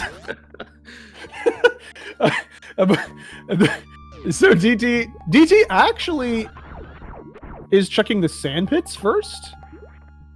Little scouting. I have to disagree with this. I can't get behind this decision. But to each their own. There's another decision that I'm sure he's going to make that I also won't get behind. We'll cross that bridge when we get there. So far, I mean, that E-Tank is good here, but I think we are going to expect him to go to Shack Tool, though. Does not have high jump presently, which makes it a bit tricky to get there. That's kind of what I was going to be getting at there. It's going to be kind of tricky to actually get to Shack Tool, but we'll cross that bridge when he does get there. But I really don't think that checking the sandpits before Dragon is an efficient decision. I guess there are reasons why it could be helpful, why it could benefit a player. But just generally speaking, efficiency-wise, like if you have the ability to get to Dragon and kill Dragon with relative ease, then I would say that that's generally what you want to be doing. I can see if you're like in the hunt for the last item for go mode or something like that, because the sand pits are just dense and you can just reset them very quickly. Like doing that might make a little more sense to go for that, but I mean we're a ways away from go mode right now. We sure are. Yeah. Now, Cheesinator, though, in the chat does make a good point that if you're planning on exiting into A Link to the Past afterward, then it does make a little bit more sense, and I can see that for sure. Like, obviously, it doesn't necessarily apply in this situation, as we're still missing the flippers. I also, personally, don't like that very much. That particular... Not that it's a bad choice. Like, it does make sense if you are planning on going to exiting into Link to the Past. But then it just isolates... the Plasma Beam check and the Shack Tool check, which is pretty bad. It doesn't necessarily have to isolate the Plasma Beam check. You could save right before Dragon, check Plasma, and then reset back. DT having a very nice fight here with Batoon, winning with, less than 200 energy. Batoon doesn't do a shabby amount of damage. It's 40 per hit. Real solid grapple kill there from ObscureLifeForm. Yep, taking down Dragon. Third boss down in Super Metroid. That is right. That is absolutely right. DT hot on his tail, though. He's coming in. Mm-hmm. Real quick. Close race. Let's see what Dragon's prize is. There were supers right before Dragon, which is nice. There is an E-Tank. Definitely going to be picking that up. These E-Tanks are really good to have. Yeah, DT's health is pretty low. I imagine that he'll take the refill right before Dragon here. Maybe the save. Yep, there is a refill right beforehand, which is really nice, really handy for casual playthroughs too, and for randos when you have low health. Sandpits. Go ahead. Sorry, go ahead. I was just gonna say, man, you can see like the struggle on DT's side, not having high jump. It's brutal. Exactly. It's kind of what I was gonna say there. Is huge. Is that like the sand pits in general, like yes, like not having high jump really makes that room take a significant amount of time longer than without, or I mean than with it. Yeah, the sand, if you don't know the mechanics of the sand, it can be really difficult to get out of it. I don't really feel like it's necessary to talk about that at length, but understanding the mechanics of the sand and how to get out of it easily is important, because as you can see, like it can definitely take up a bunch of time to try and get out of there. So yeah, DT starting off his Dragon fight here. ObscureLifeForm heading back, back through Batoon to get to the Aqueduct. Definitely faster to take these sand pits after Batoon down there and head into the farm room and then exit into Aqueduct from there. But I imagine we're going to be seeing him do the sand pits, which we know don't really have anything. There's an E-Tank in the left one, I think, and that was about it. And then he should be... I think it's the right one here, but... oh, I'm sorry. That's what I meant. Yes, I get my directions confused. It's a tough thing. Rough life. It's a tough life, man. But it looks like we're gonna be making a trip over to our buddy Shack Tool. Yeah. Or not. He reset. Or not. What is happening? Just kidding. Jebaited, man. He has high jump. It makes it a lot easier to get in there. So the reason why we're giving DT the little bit more leniency there with not checking Shack Tool is because without high jump or space jump, you need to either bomb jump in there out of the sand, which is an extreme nuisance. It's very, very tricky to do, or you need to do a gravity jump, like you actually just saw DT do right there to get out of Dragon's room. But you don't have a flat surface. You know, compared to Dragon's room. Which makes it, yes, which makes it pretty difficult. You have to do it out of the sand, which again requires knowledge of how the sand mechanics work in order to make that easier, but it's just generally difficult. And so this wall jump here that DT was trying to do to get up there is also kind of tricky because your vision of yourself is kind of blocked. It is a delayed wall jump that you need to do. So showing off that gravity jump tech, pretty cool. It looks like we are gonna see our buddy here. He's just doing it after the other sand actually, pit. I could see a route here. So you check the right sand pit, you check the left sand pit, you go to Shack Tool, and then you go directly to Plasma, and then from there you can route to the Meridia portal, and potentially we could see a fake flipper from the Dark World to go get that hook shot. That's a possibility here, which is really interesting. Now, I don't know how do you mirror from a fake flipper? Oh, maybe you need to set up the water walk first. And is there a way to do that from the Dark World? Maybe you can't do it from that portal that DT just exited through. I mean, we might just see the fake flipper anyway, and he's just gonna head into pod and go to pyramid, catfish. Yeah. Or maybe it's doable. I don't know. Maybe we're about to learn something. To find out. That's bad. That's bad. Yeah, Well, he was in a tough spot there. Yeah, yes, absolutely. Yeah. Because when you're fake flippering, any damage you take kills you automatically. Because in the vanilla game, it puts you into this infinite screen scroll because it doesn't know where to put you when you get hit. Because you get hit and then it splashes and then it's like, oh, you don't have flippers, so I have to put you back on land. But since you didn't enter the water from that screen, it doesn't know where to put you, and then it just screen scrolls for forever. So to mitigate that, they changed it so that you just die immediately instead of soft locking. Which would end up losing your progress had you not saved recently, which is why that was made.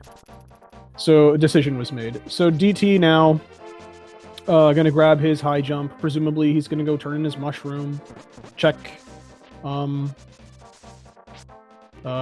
guy catfish do, I don't know, maybe do Zora at this point because he still hasn't done it. We know Zora's just 5 rupees, so good deal.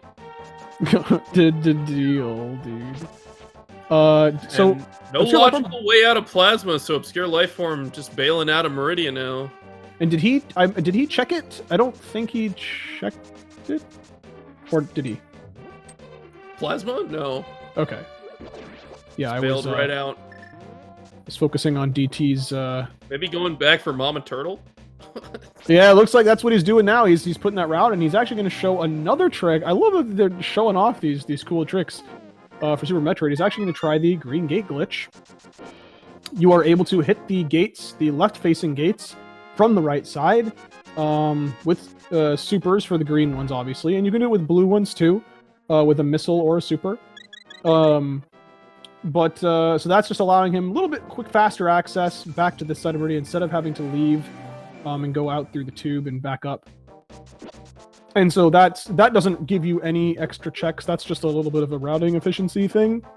There are a number of situations in this game where it does allow you to get checks or break logic in more significant ways, like at Golden Chorizo, going into from behind. And that allows you to get to the portal and 2 additional checks.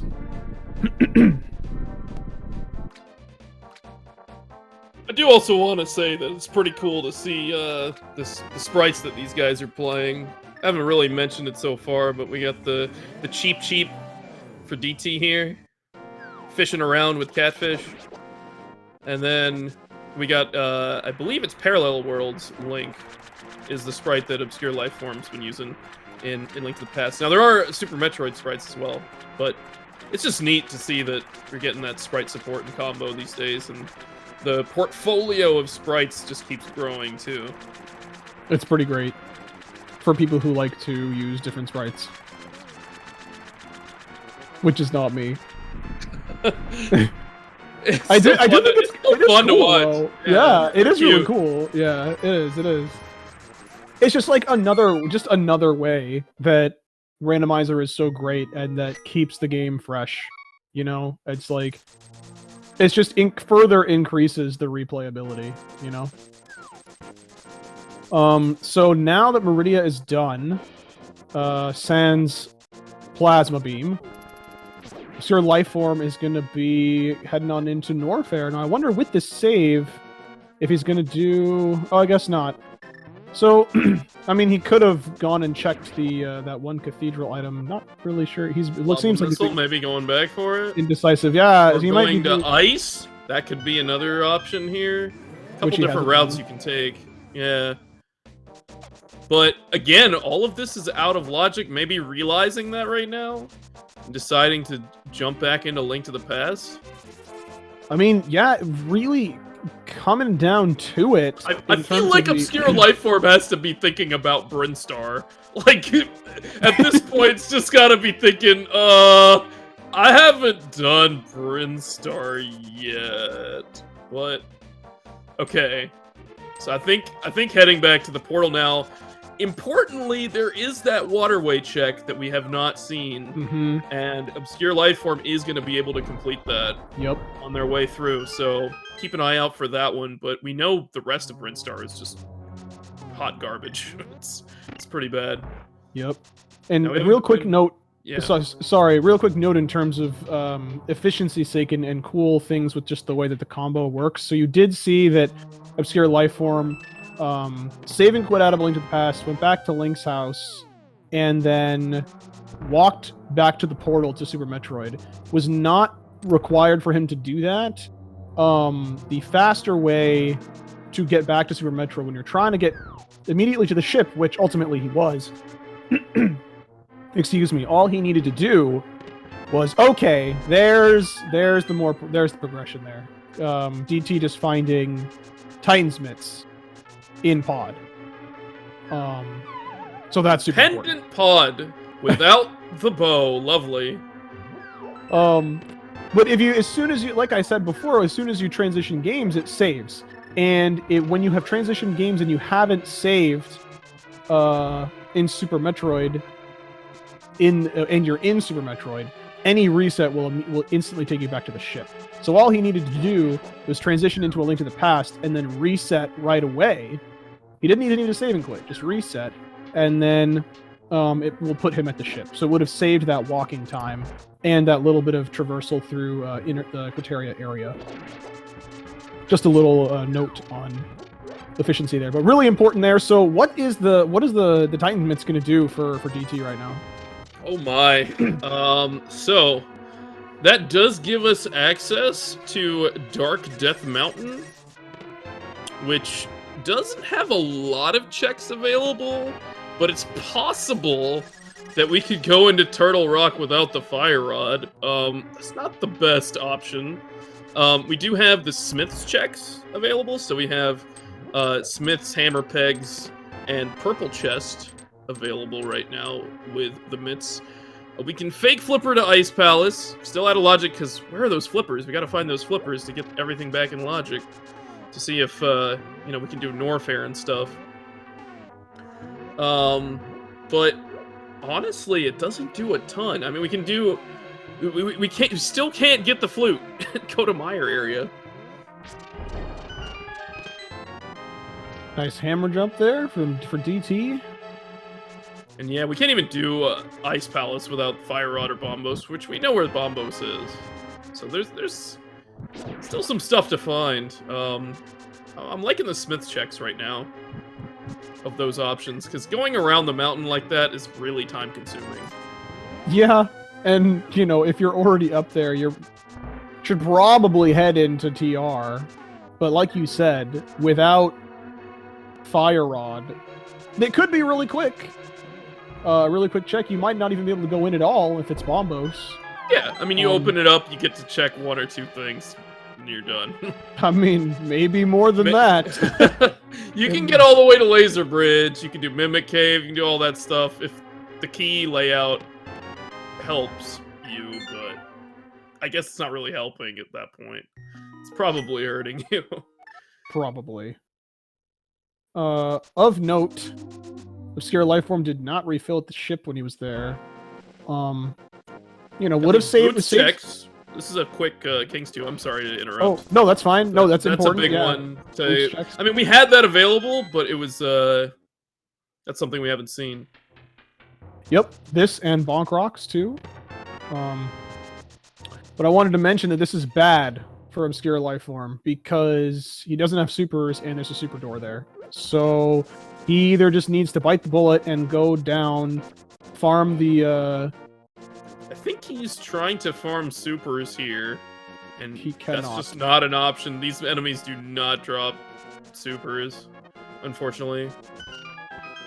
So he's either got to go back up, which is a worse decision time-wise, as opposed to just going down, unless he just miraculously got a super from that that little enemy that I don't remember the name. What is that? Yeah, what is that enemy? It's we can call it a dude.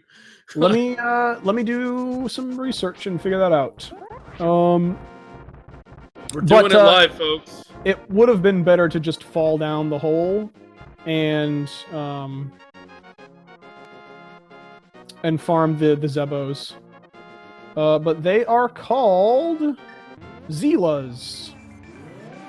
There you go. The little googly-eyed guys are Zeelas. You know, I've seen that name in the opening hash before. But yeah, so anyway, my point was, even though it would have taken some time to refill at the ship, refilling 55 super missiles is pretty much going to put you in a good position until the very end of the game. So it might have been a good idea to just kind of take the time to do that, especially going through Brinstar, because there are a lot of green and pink doors that it's just fast to have supers for. Especially having used all of his missiles to try and farm the B-Toms for supers as well. But look at that. Oh, we need a cape now. Great. Oh boy. Needing the cape. So there's one check that's available here. I believe you had mentioned it with the bonking. Hovering is an option. I don't know if that's something. There it is! Wow! Whoa, oh, dude! He didn't check Super Bunny? Super Bunny. I'm a bit surprised, but maybe gonna grab the cape, get Bombos, and go back? I guess? I mean, you can do the Smith chain, and you can do... I don't know, I still would probably do Super Bunny there. I probably would have. Yeah. I probably would have too. You know, like maybe just excited for that cape, and maybe just going back for the dreams, the memes and the dreams. And so here's where things get really interesting, because now we do have full access to that flute, and there is no space jump so far. So the important thing, why this is important is kind of harkening back to what we were talking about really early on in this race, is the access to Lower Norfair and the Mire desert area.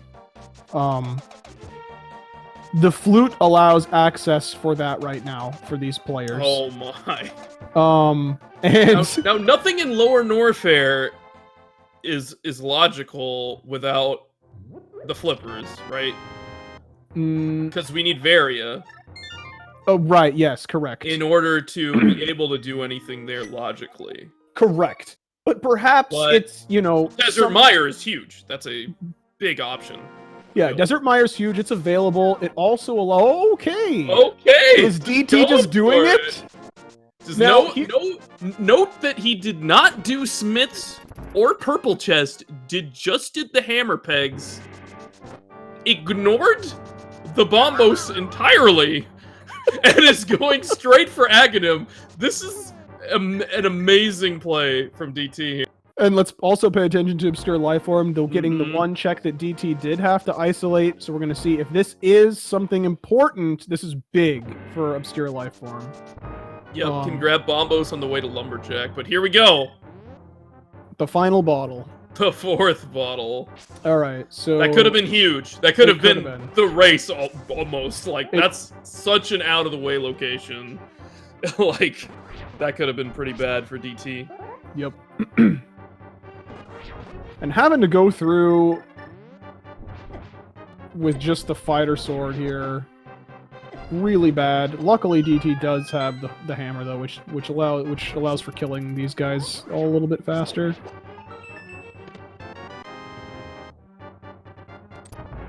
All right, Obscure Lifeform doing some working on some Spore Spawn skip here. Wow, that was amazing. I don't think I've seen that setup before. Just kind of ran. Just went for it. Save some time. But so what could happen? This could be a really great play for DT, depending on the knowledge and skill set of Obscure Lifeform. So, what's logically required to get into Lower Norfair obviously is the flippers for the Varia. Then that makes everything logical. But as we were mentioning before, the flute gives access to the portal to get into Lower Norfair, which circumnavigates the requirement for a space jump, which is the other way to get into Lower Norfair logically. Now, space jump nor flute are required in this situation. You can do, as Alu had mentioned before, there's a trick called the lava dive that you can do to get through that room before the Lower Norfair elevator by just doing a gravity jump, which DT had already kind of showcased for us earlier, or some other tricks. But that would allow for that access. So if Obscure Lifeform ends up doing that, if he can, I'm not sure if that's in his repertoire of Super Metroid abilities. Then that would save. What is in his repertoire is that wave gate with high jump. That was a different setup than we saw earlier. That was pretty cool. Indeed. Sorry to interrupt with that little interlude, but yep, it's important to make sure we're highlighting everything here. So that's good. That's why there are both of us. But so he could get around the requirement for a space jump, which could be in Lower Norfair because the game logically requires you to get this flute that DT is doing. I mean, space jump could be anywhere, really, at this point. It could be in Ganon's tower. We do have Canfly with Morph Bomb, so space jump isn't really required unless we need the gold Torizo missile item, which it does lock that one item. Correct, yeah. So, I mean, yes, it could be in Lower Norfair, or it could just be, in a non-progressive location, like Ganon's Tower. And then, as you mentioned, just the one item that it unlocks. But again, that could be... Obscure Lifeform could save a bunch of time on DT if he's able to get into Lower Norfair without using the flute. So we'll just have to see. Yeah, we've seen a lot of interesting tech from both of these players, interesting routing, so it's gonna be tough to see, but I mean, that flute is just gonna be nice for the rest of the game too. I mean, DT and Obscure Lifeform are still sitting at only 2 crystals right now. It's kind of brutal. We don't have the bow. We don't have the fire rod. We know where the hook shot is, but it's locked by the flippers. It's rough. It certainly is. DT, though, now done with Agatower. Gonna go get his flute, activate it, probably get his bombos. Yeah, probably gonna go to the Dark World and then knock both out at the same time. And then run down here and activate it. Very, very, very clever route, I will say. I'm learning. I'm learning things. You and me both. Yeah.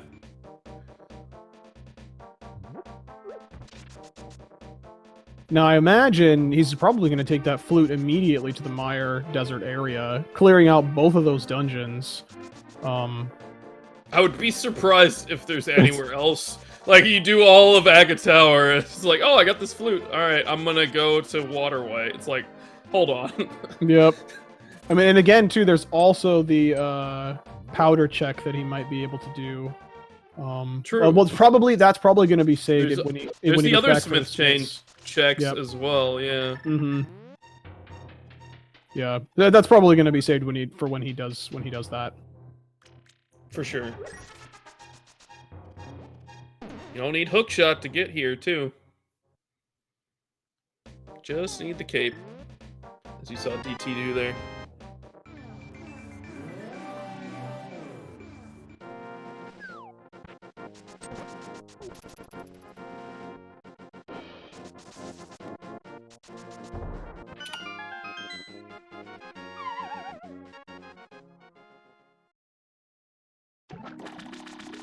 It's like ObscureLifeForm is going to do the power bomb strat here to kill these Boyons.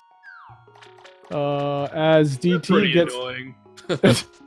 as DT gets his flute.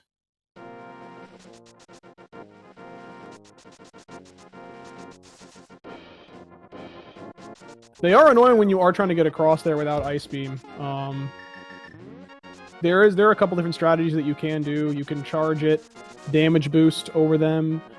You can charge it going toward the door and then run back and get the blue suit and jump through with your invulnerability from the blue suit through them.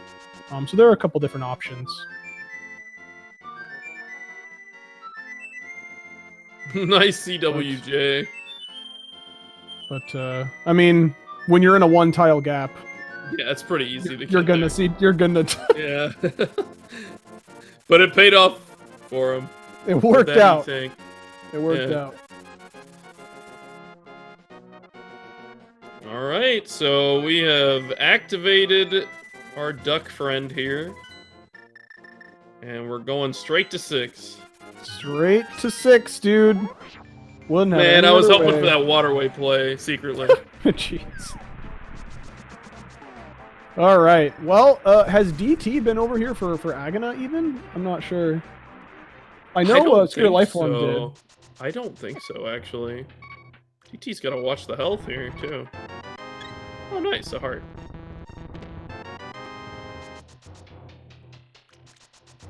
Looks like Bonk Rocks from ObscureLifeForm. Still's gotta go over to, Pod and get those mitts. I think that's gonna be very critical for them. Ooh, silvers. If we do find the bow, that's gonna make the Vitreous fight go much more smoothly.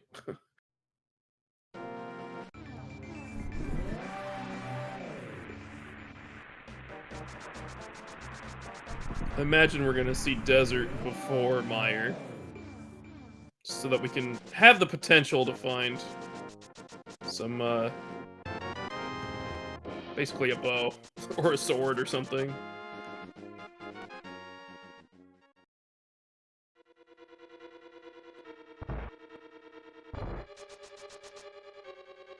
Here's that magic bat check from ObscureLifeForm. Here we go. Just a piece of heart. Big key on the torch and desert. Gonna go ahead and go for that big chest right now, I imagine.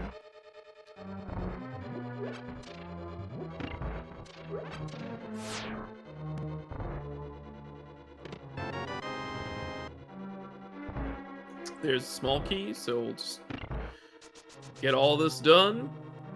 Get our 2 items in here and complete the dungeon. Yep, it will, you know, as you were saying, like, getting that bow would really help. With that Vitreous fight. Although I know DT, he's very proficient at A Link to the Past. He can definitely get that Vitreous fight done with that. I mean, hammer. we've seen proficiency from both of these players, but yeah, I do know that DT also has that proficiency just gaming with him before. Yeah. Hey, missiles.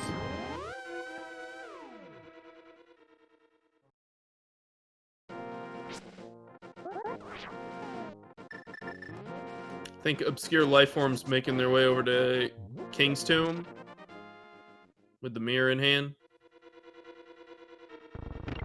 Certainly looks like it. Not gonna be happy about that one.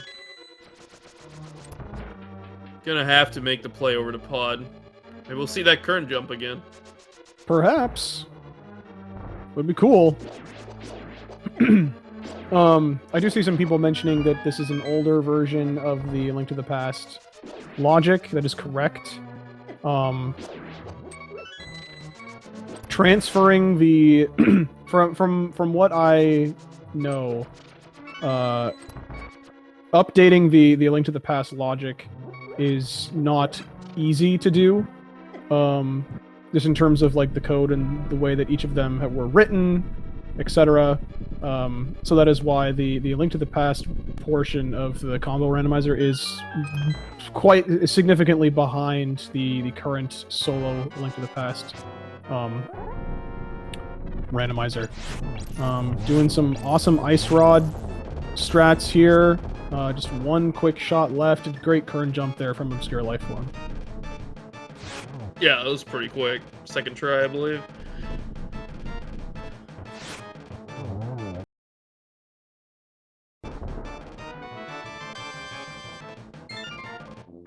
Alright, finally, crystal number 3 for DT there. Desert Palace. And now, the tricky part. We're gonna go through Mire.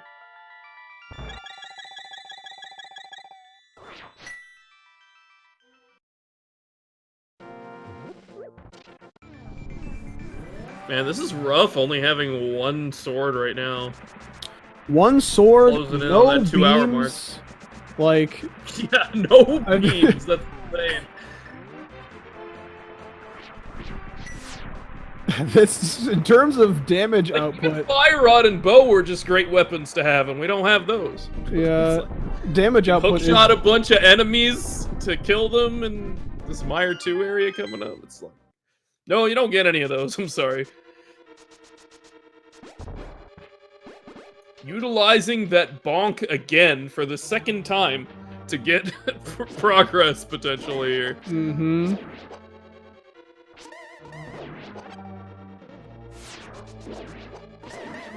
Yeah, just in this seat overall, the damage output is low, which just slows things down. Feels bad, but that is the way that it is. That's the way it goes. It's the way the cookie crumbles. Here come those mitts for ObscureLifeForm. Probably not feeling very happy about basically last locationing these. Yeah, unfortunately. But progress is progress. We'll see where they go with it, because if it's like Smith Chain and they do it immediately, like, you're right back in the game. Now, DT is still making good progress here, like completing dungeons that are required, so it's not like it's wasted effort, but maybe could be done faster with better equipment that you could pick up in other places. Exactly. It's the nature of Rando, you know? Making those choices, making those gambles, putting you ahead, putting you behind, you never know until the end. For sure. Or until you last location something and feel bad about it. We've all been there. We sure have.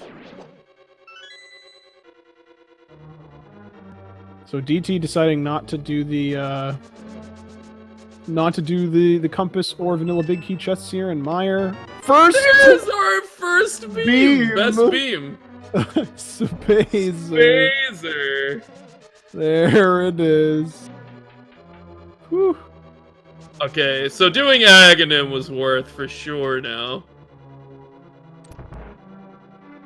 Just get some Spazer. Pretty much. Hey. So that was the first item here, I believe.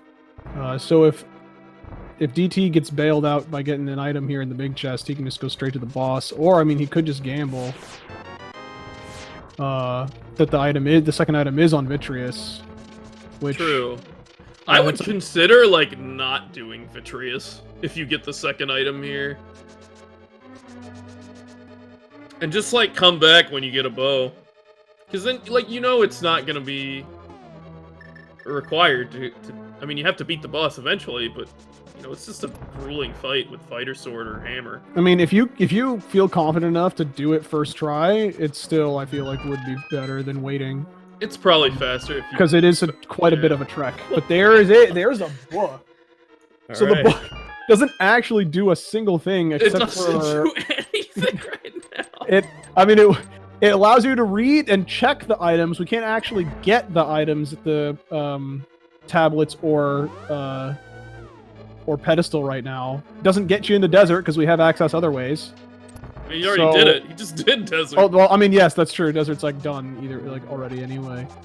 So yeah, we still need another sword to actually make use of that book as far as actually obtaining items. Well, maybe it's right here at our buddies the Smiths. Maybe it's just vanilla. Who knows? Vanilla That's sword. Not unheard of. Never seen it before. Oh, then maybe it is unheard of. The flippers! Okay. Well, that's okay. So that's kind of what we were saying. It's like DT put this off, and ObscureLifeForm, after turning in this purple chest, is going to be in a really great spot to get the hookshot and go into Swamp. For sure. And I kind of like this, saving, quitting. Can potentially just jump in the portal, turn in the purple chest, and then come back into the portal and then run over and get the hook shot. I think that would be a pretty decent route here. And, yep. And it looks like that's what he's doing. Exactly. And then again, too, right after that, he's got the big bomb pyramid check. Yeah, unfortunately, you have to, like, double back to get to Swamp. It's kind of annoying to go back. But, I mean, it is what it is. It is what it is. Both players have to do it, you know? Mm-hmm. DT doing a great strat here that I really like, you know, when you're low on stuff, is just throwing the bombs at Vitreous. I presume we're going to see, you know, maybe he's going to do a little bit of damage boosting, getting some spins in with the fighter sword. Or he might just pull the hammer out and start hammering the eyeballs. Oh yeah, it looks like he's actually going to use the cape here too. Get some good spins. That's a lot of hits on those eyeballs. Yeah. Even getting him on the big eyeball too. Exactly, yeah. Those are some really, really big hits on those eyeballs. Doing, you know, damage boosting, taking only 1 heart of damage by getting hit by the goo. Really good. There's got plenty of health here for fighting Vitreous. And what you want to try and do is get above him and hammer down into the corner and keep him down there with the hammer, as we now see ObscureLifeForm getting that hook shot. Imagine the very next play is going to be, as we mentioned, going into Swamp. But DT, with very little in the way of items and to make this fight easy, made that look like a breeze. It was really well done. That was very impressive. Crystal number 4.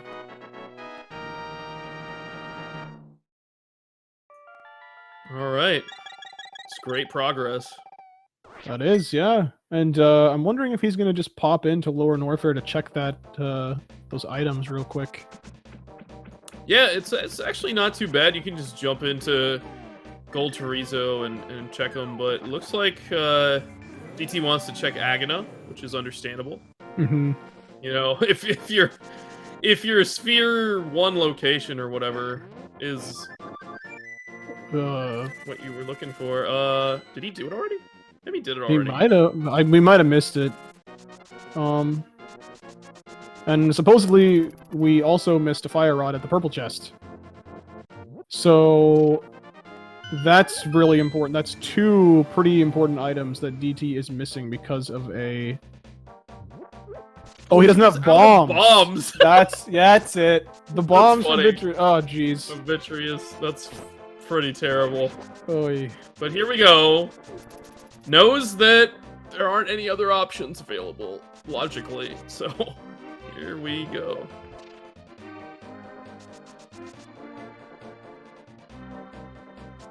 That is pretty important for checking Agana, is having bombs. Did you know that? Was that knowledge? I mean, you can still go talk to him. You could just like go see, in. like, what's up? I mean, I'm sure you can go in.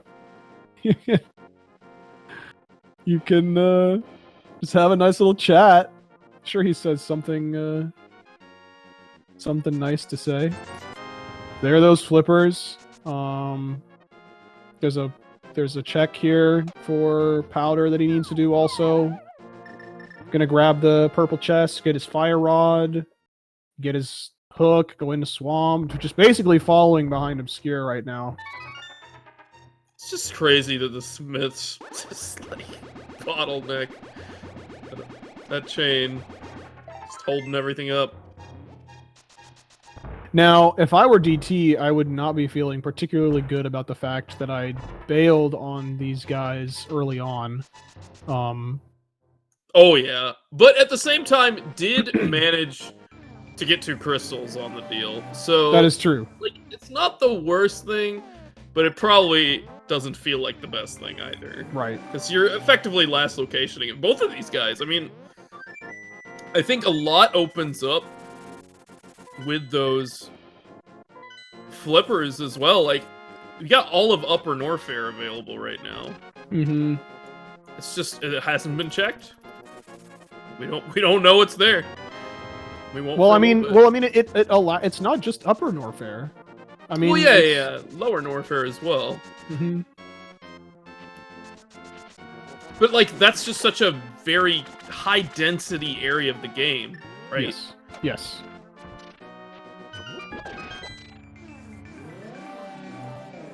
But actually, this is good route from DT. Gonna be able to grab that hook shot and route cleanly to Hobo and Waterfall. So, assuming the DT does that and doesn't go into ice, which is an available option as well, then we'll be well on his way to catching up to ObscureLifeForm's progression. Right. It does not look like he is gonna do that. Just going straight into swamp, it seems. Which is a fine play, but, you know, there was a chance to route in, and maybe at least just Hobo, and then flute to 4. Mm-hmm. But let me tell you, it is really easy to forget about those flippers checks. For me, for sure. Because, yeah, like, and, like, it's so late in the game, too, it is. right? And you just got dumped 3 major items in front of you. You can go up to Hookshot Cave. There's that option. Check the rest of that.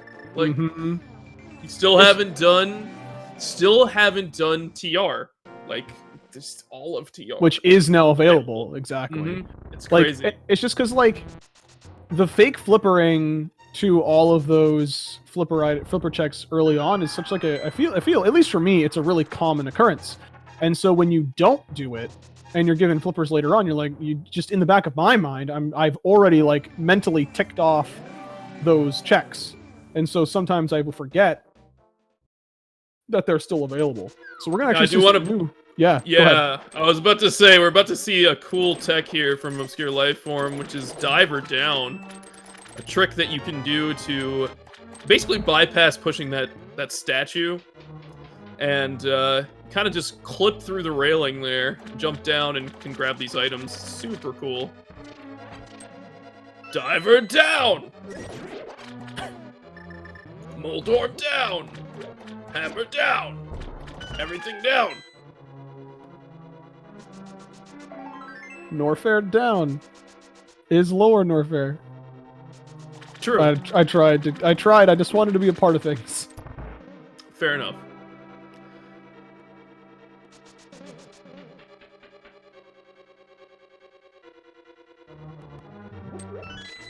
Alright. So, 1 check remains in Swamp here after Argus. It's gonna be that big chest. I don't think... I wasn't paying any attention, so I literally have no idea. To the, map and compass. They might have... Obscure might have found them both already. If not, then there's going to be an item at the big chest. If they did, there's going to be an item at the big chest, excuse me. Doing nice double hookshot strats, though, for the spins with the puffs. To get as much damage in there. Really good strat there. And then... Could be locking him down with the fire rod. Very nice. Nice quadruple fire rod shots. That was good. That was sick.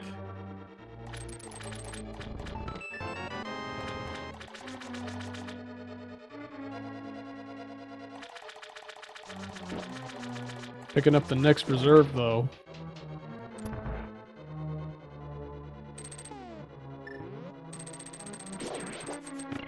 Looks like big chest is the compass. Yeah, I guess Don't so. have to worry about that, and then we're gonna go get our big bomb.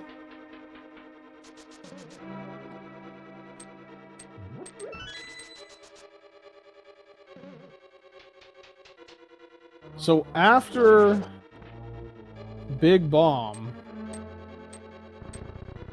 there's all that Norfair that's available. It's a lot of Norfair. Now, logically speaking, ObscureLifeForm does not have lower Norfair available because he does not have that flute. I feel like ObscureLifeForm's got to be thinking about TR right now, though. TR, I mean, or... And Hookshot Cave and Super Bunny and all that, like... But I mean, this he doesn't have the cape too. yet, so he has to double dip that anyways. Like, that's a requirement, which is pretty annoying. He has to, yeah.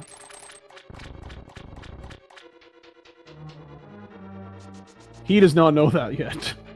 Correct. But in all of our omniscience.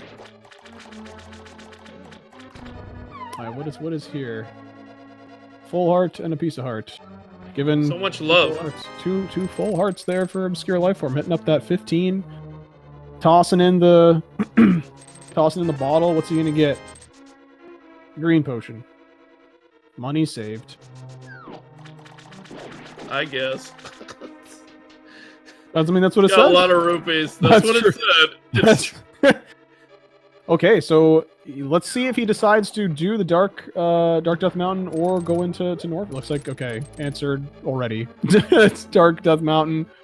You know, I think it's good. It gets him that knowledge of what TR is. That it is going to be Bombos, and he does need that cape. He will be able to do all of the hookshot cave, so that's going to be 3 additional checks that we have not been able to see yet. Super Bunny as well, which I'm pretty sure that DT had missed. We're going to see Diver Down again. And with Samaria this time.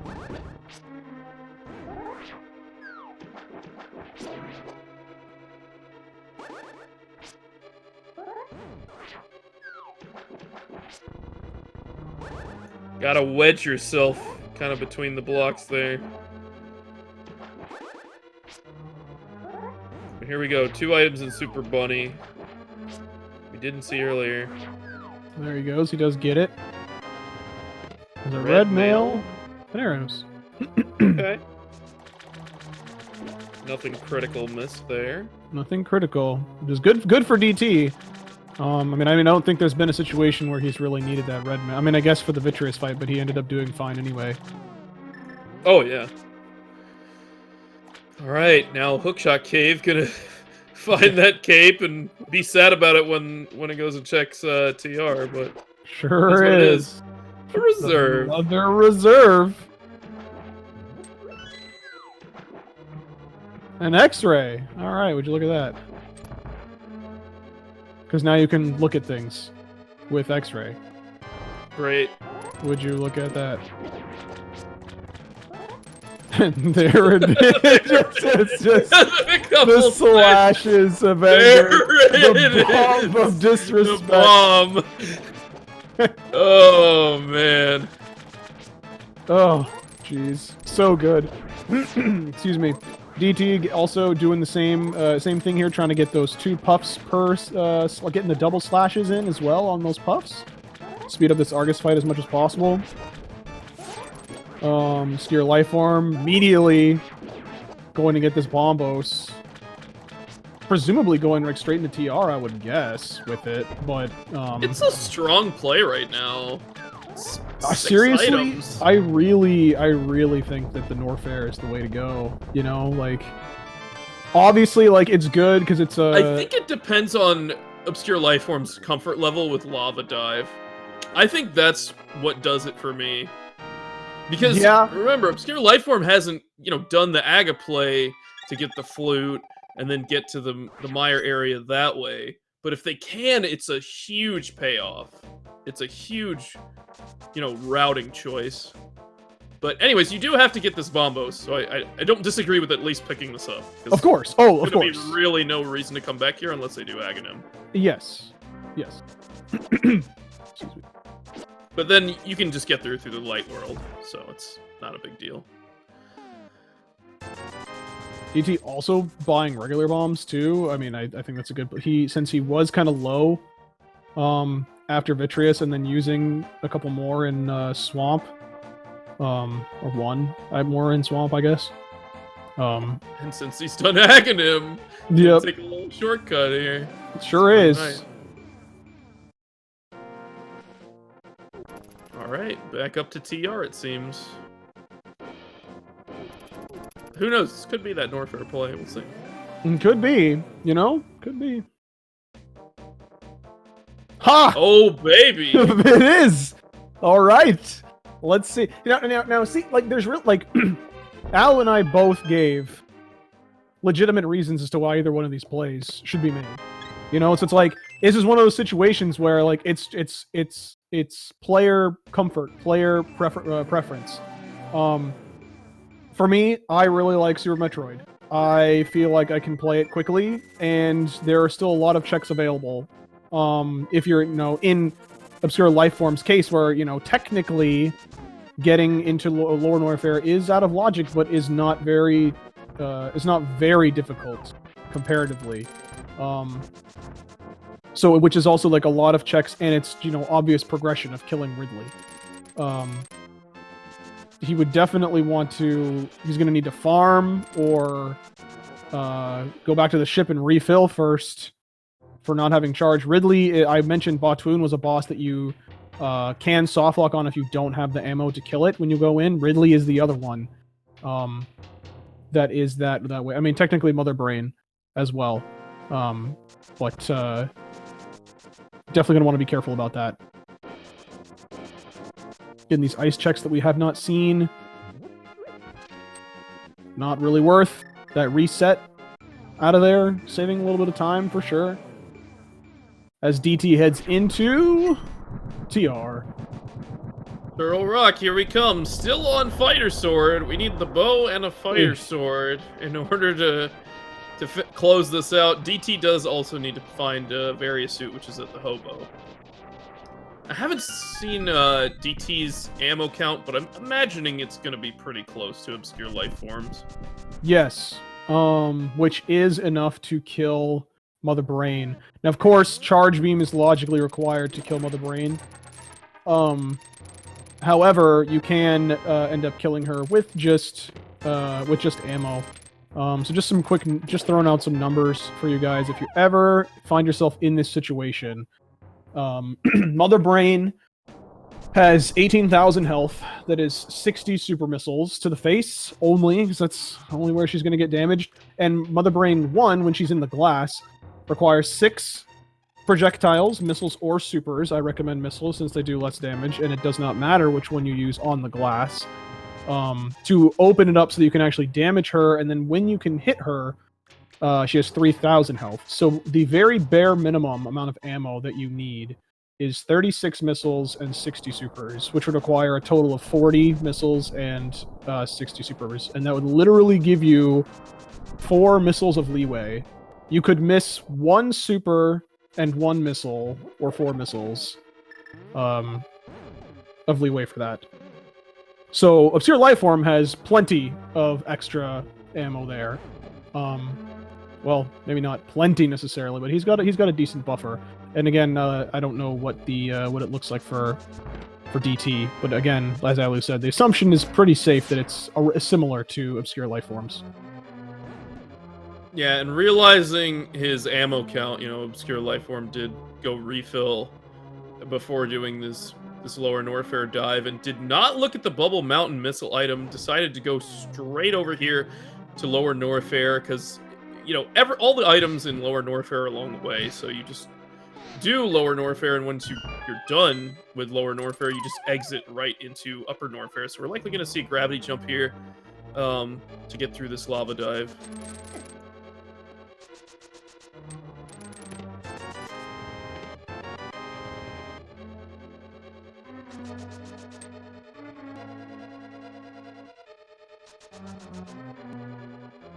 And that's a perfect gravity jump there.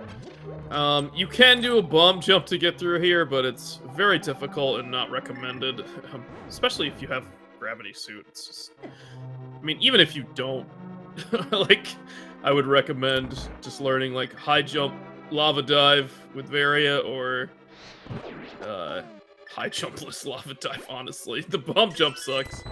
I don't even really consider the bomb jump an option. Not even that it sucks, it's just not an option, because having to manipulate your bomb jump and time it to get around the Namahe fireballs is, I'm not going to say impossible, but for all intents and purposes it's impossible to do in an RTA setting. It's just that difficult to do. And extremely punishing. So wow, nice. Alright, so first try green gate glitch. So this is basically what we were talking about in terms of this time save that Obscure Lifeform could get over DT is getting in here without the flute. So basically, if Obscure, which at this point, the hardest part is basically over for Obscure Lifeform, really, is doing that lava dive. He saved. He wants his ammo back. He saved at the top of lower Norfair. That makes sense. And you can clip back in. But yeah. Saves okay. the super missile farming time after you beat GT, which I think that's logical. Yeah. It's actually kind of interesting. It's good. It could, depending, it could even, possibly save time if you're fast with your, not needing to farm, for one thing, and also with the green gate glitch, So if there is anything of value here in lower Norfair, it's basically just immediately a time save for Obscure Lifeform over DT. Because there wasn't anything in Desert and Mire. There is the book in Mire, but the chances of that leading to anything good are pretty low. Plus, they can't even get it right now. Exactly. It's it doesn't even do anything at this point in time. Just gives you information. So yeah, this is gonna be really interesting. We should really pay a lot of attention to what he gets here in Lower Norfair when he does get back into that area. I do also like the fact that he is doing. Now, take this with a grain of salt here. I do like the fact that he is doing Lower Norfair before Upper Norfair, because technically speaking, if you want to be as efficient routing-wise as possible, not necessarily density, but backtracking and whatnot, eliminating as much of that as possible, doing Lower Norfair is going to be faster first, because then it spits you out into Upper Norfair, and you can do it all in one efficient loop. Now that being said, it can be it can punish you. There could be something that in Upper Norfair that, helps you a lot more in Lower Norfair, like the Plasma or Screw Attack or something like that. Yeah, Space Jump still at large. Space Jump really help a lot. Yep. Exactly. Yeah. So I do like that from that perspective. It used to be something that I did a lot more often, and then so I can respect it. But personally now, I tend to just do the rest of Upper Norfair first, just for that reason. perhaps I'm gonna get, especially because like if you're also able, if it's your first time getting into the Mire Desert area and you don't have like Red Cane or all the medallions or something, you don't have that information yet, it's also good to do Upper Norfair first because you might get that and then be able to do the Mire Desert area on the first go as opposed to having to wait until after Lower Norfair to get it and then go all the way back. Man, So, TR is just not paying off here. Yep. For DT, but I mean, it's a crystal. You gotta do it. You have to do it. It's a crystal. This fight's gonna be annoying. You know, depending on what DT wants to do, he could do spin attacks on the heads, or he could just menu back and forth from the rods to the hammer, which...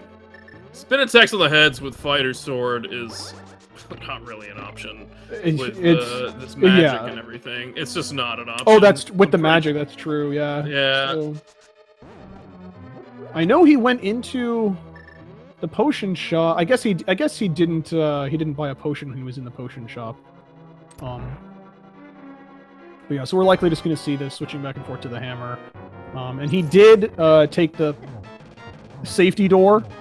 So in case he does not kill these heads, really excellent job there on the first head. That he would be safe, able to... waiting out the middle head. Mm-hmm. Nice positioning. That's very good. By that right head, or I guess it's Trinex's left head. Because it knocks him back. The knockback from the weapon is minimal because it just pushes you right into the wall. So that's why that was pretty good there.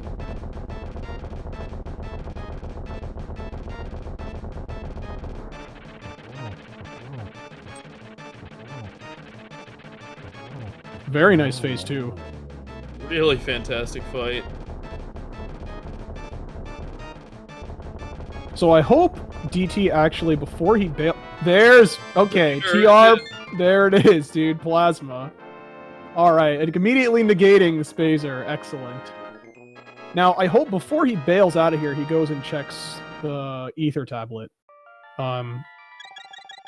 And perhaps do Spike Cave. I mean, we know Spike Cave isn't great, but DT I don't think has done it. So it does look like he is going to go over to that area and do those things. We don't know. We haven't seen the Ether Tablet check yet. Solid routing.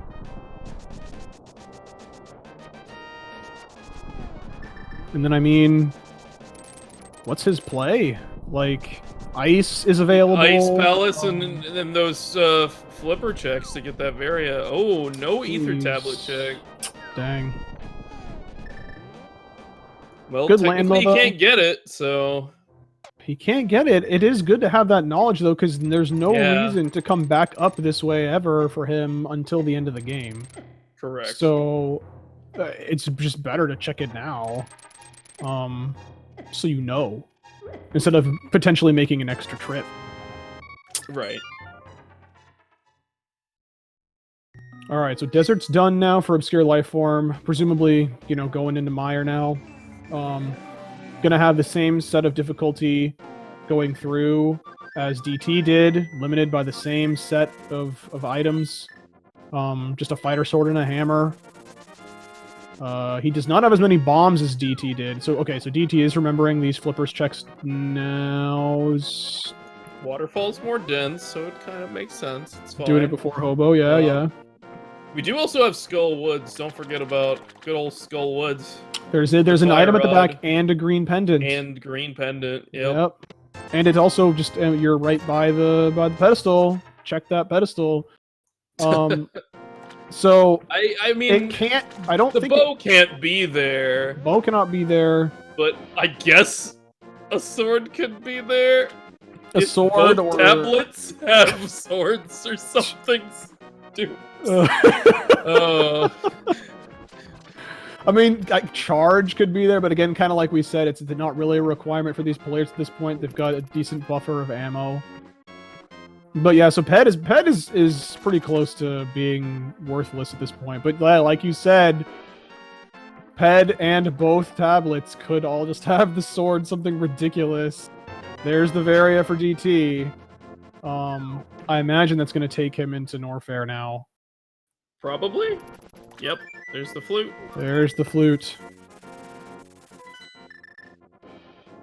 I find it a little bit amusing that the bird is picking up a fish and carrying it around. I think what if there was like eventually the sprites of the bird was able to be changed and you could change it to like a pelican and have it put the fish in its mouth and carry it around. What the heck? Oh man. This is interesting from ObscureLifeForm, just like gunning it to Vitreous. Just bailed on a bunch of checks there. Yeah, you know, he's not Could getting go back book. in, but he could go back in. I don't remember what the other check was. It was not good, whatever it was. And there was the book. Right. So DT right now is trying to put Golden Chorizo into a position in which he can't get hit by his attacks, and you gotta go one more tile over, TT. There you go. So right where he's standing, if you see the red pillar in the background, you want to be just one tile to the right of that. And you will not get hit by Golden Chorizo's attacks, and you can just shoot super missiles straight up at him.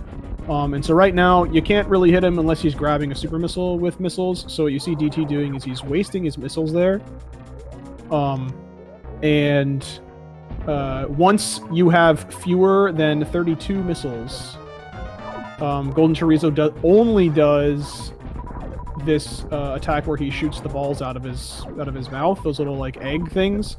Which you can farm. If you have more than that, he'll oscillate randomly 50-50 between the beam attack that he's doing right now and the those little eggs. And again, quick note, as we see ObscureLifeForm fighting Vitreous using the cape, employing that same strategy that DT did, doing really well, knocking out all those eyes. You also saw that DT had neither Spazer nor Plasma equipped when he started. That is a safety precaution that is done. Normally, beams will auto-equip themselves. However, with Spazer and Plasma, they are in vanilla not supposed to be equipped at the same time. And if you do that, it results in a number of glitched beams depending on what other beams you have enabled. But if you have them both turned on, and those beams are incredibly unstable as they are glitched, so it's likely that the problems that we ran into were that it would just crash the game as soon as you tried to shoot when you came in from A Link to the Past into Super Metroid when they were auto-enabled. So just to turn those off so they don't do that prevents any kind of glitch and hard lock. ObscureLifeForm taking out Vitreous, very well done, getting his fifth crystal here.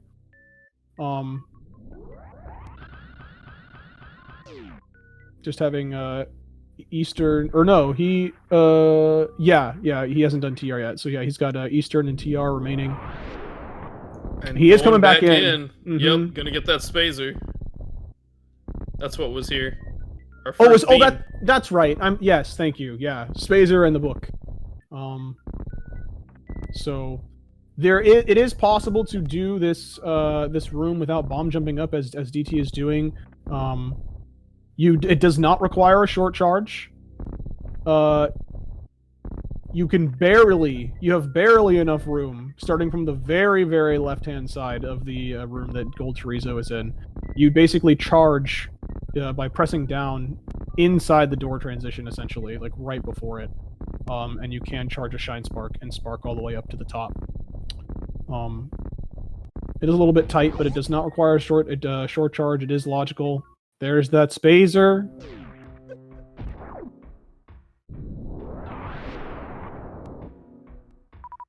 Oh, and actually gets to skip on the right side checks here by doing this compass chest a little earlier than DT did. That'll be nice. That's right. He's going to get that book, and then he can just leave. Mm-hmm. Because he's the boss and got the 2 items. So there he goes. So I'm a little concerned for DT here. His health is looking a little low. Enemies and just the whole area just of Lower Norfair does lots of damage. His ammo count is not looking very hot right now. It looks like he's gonna try and just.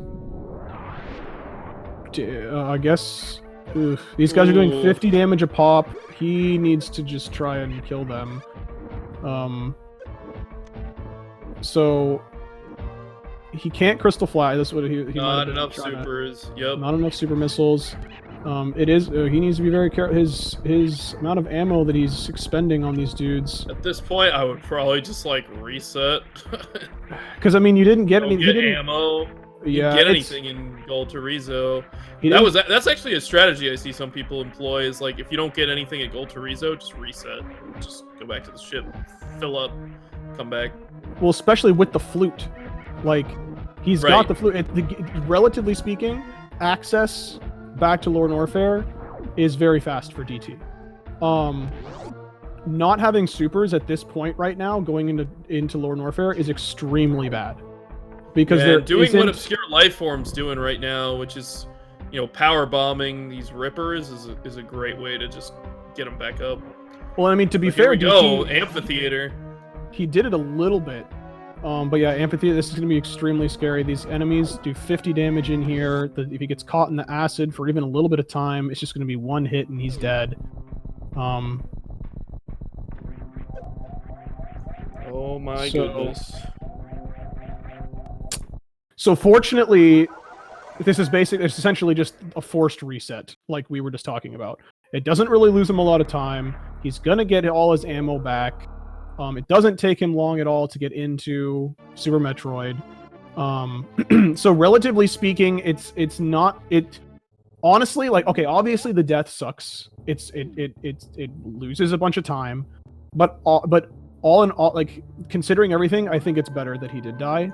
I think the refill is actually just gonna speed things up here. Having 60 super missiles in Lower Norfair when you don't have charge to go with that plasma is it's a big deal actually. It's pretty nice. I really think that this and you get all your health back too. Like it's fantastic. Yeah. Just overall, I think this was actually beneficial for DT, this death. Because as I was saying, having 0 supers at that point is extremely bad because there is nowhere to farm them easily. And especially without charge, he was going to run into a huge problem. There is a green door in a couple rooms from where ObscureLifeForm is, basically going into where those 2 metal pirates are. There is no enemy that consistently drops super missiles that is in Lower Norfair at this point. Yeah, like these gold pirates or like the key hunters are probably your best bet. And neither of which you can kill with just well, I mean, so he would be able to farm the key hunters, DT would, because he does have plasma and they are damaged by just plasma, so he would luck out there. But they only have about a 20... I'm going to look it up. I don't want to say the wrong thing. It's in the mid-20s% chance of dropping a super... 24% chance of dropping a super missile. So he would need to kill quite a few of them, potentially, in order to get the super back. And then spend a ton of time farming his supers up again to be able to kill Ridley. Which, fortunately, there are very good places to farm supers right before Ridley, but, you don't want to have to do that. Right. As far as the ObscureLifeForm situation is going here, though, he seems to be in a pretty good spot. Ammo-wise, he's not going to need to farm up very much. So we kind of already covered... check Firefly as well, just to kind of peek in on that. Nothing of value, but it was interesting to see that kind of routed in maybe another E-tank or something, so you don't have to farm health as long. Yep. Or, an extra super pack for Ridley or something, or maybe charge beam. Yep, exactly. Yeah. So, like, it can be worth to check Firefly before heading on down. But we kind of already covered requirements for Mother Brain without charge. For Ridley, It's a little bit more lenient. They both have the same amount of health. They both have 18,000 health. However, Ridley takes extra damage from super missiles. He takes double damage, 600. So it actually only takes 30 super missiles to kill Ridley. Missiles still only do 100. So as of right now, ObscureLifeForm has a pretty decent buffer here. He's going to have to use some on the these pirates, obviously. But with a total of 60, he's got over double what he needs to kill Ridley. So, same with DT as well. Both of them have plenty of ammo to take care of Ridley and Mother Brain without charge beam.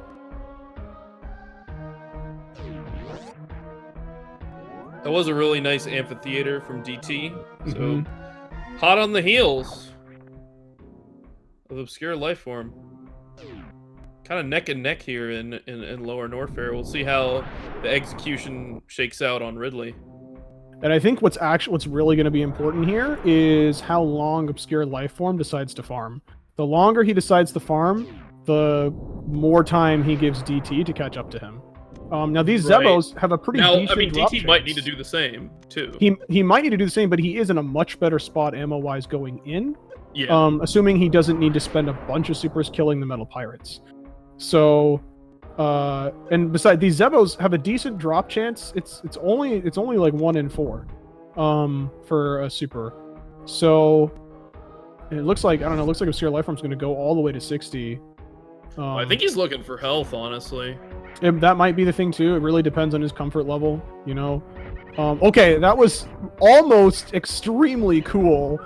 So what happened with DT there is, so like obviously the metal pirates reflect super missiles, and so he shot one at the first metal pirate, and he jumped over it and got reflected off the back one, and then hit the one that was jumping in the back, but it didn't actually damage him. It is possible to reflect the super missile off the back one and then hit the one that jumps in front of you with the super when he becomes vulnerable. It's really cool, but not really like a viable strategy.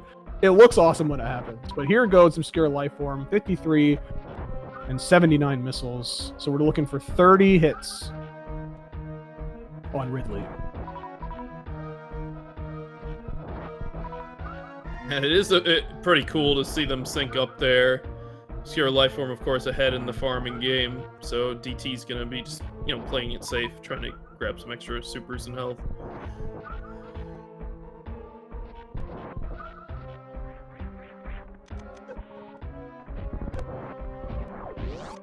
And here goes DT.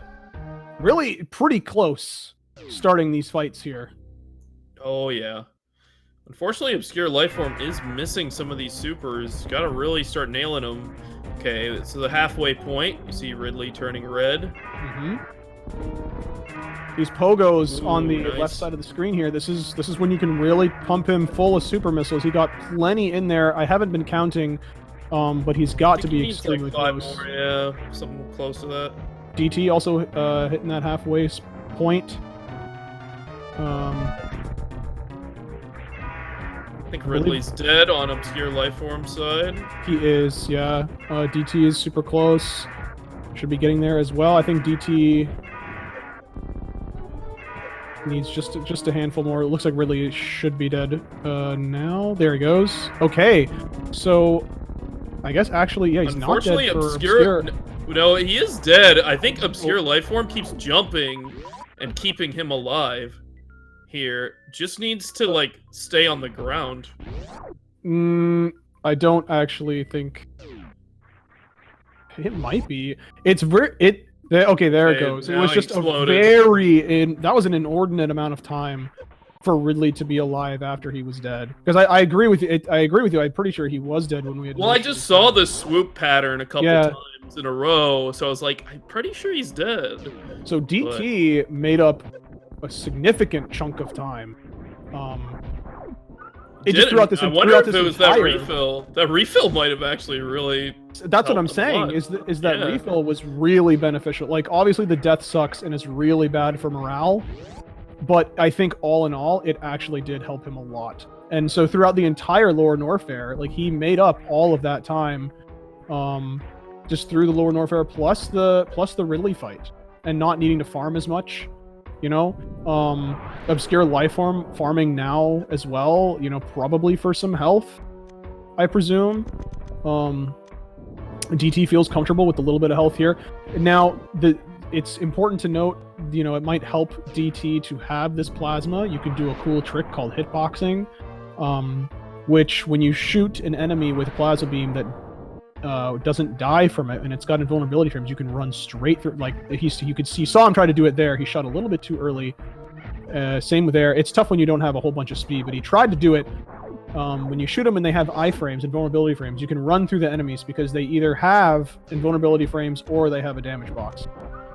He's got to be really careful with the health here. I know he has some in reserve, so he's probably okay.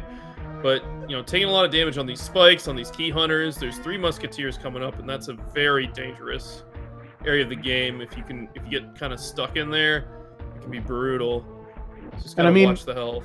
I absolutely agree, but I think what's motivating DT right now is really great dodging of the damage in that. That was clean. There it is! Wow! There it is! Okay. Required Aga to get to lower Norfair. So, Perfect. ObscureLifeForm with a really solid sequence break to skip Aghanim. It is required because to get here through the portal. So anyway, as I was saying, I think what DT is his lack of farming, his you know, I don't want to say reckless, but his speedy traversal here through lower Norfair, I think, is probably motivated heavily by the death. Well, it's working out. So he does need to be careful. 50 damage a pop. Oh, the key hunter. Ooh. Oh, that's a really rough. He's just going for it. I think that's a good the strategy.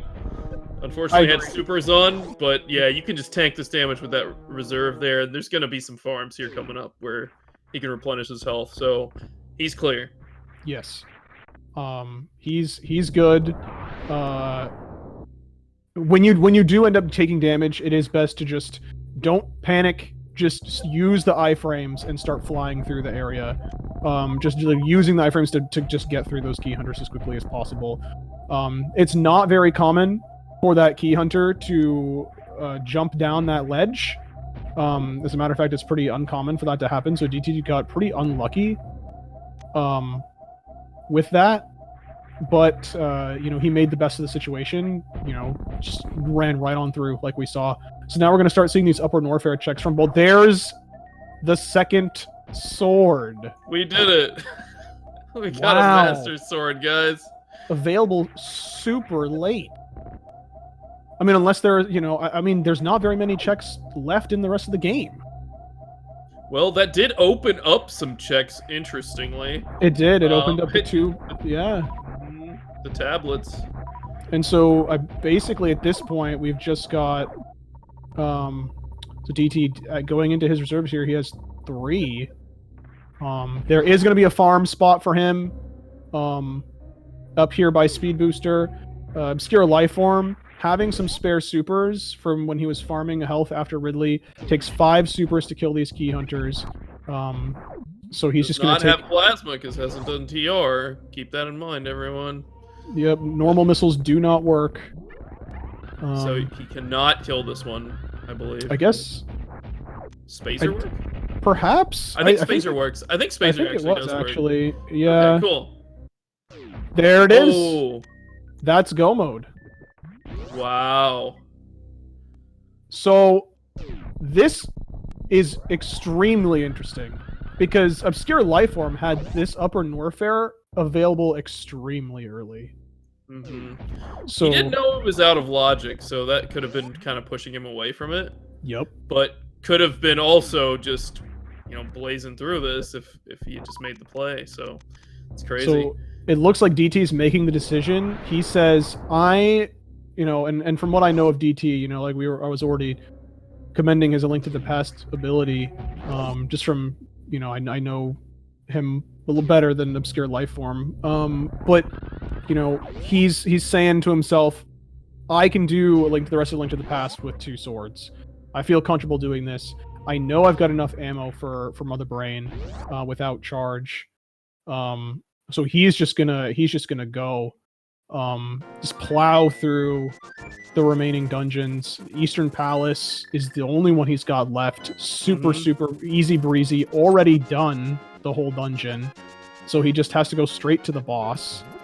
And then just go straight into GT, and then go straight back to Mother Brain. There's not a whole lot of game left here for DT, whereas ObscureLifeForm's going to get his bow right now, and he still not get the sword yet at Wave. So okay. I think he wanted to farm some health because he was kind of low, so he jumped into Speed Booster quickly. Okay. Hopefully he goes back, and he'll be in go mode shortly. Yeah. And he, in terms of progression, he is basically a TR behind DT right now.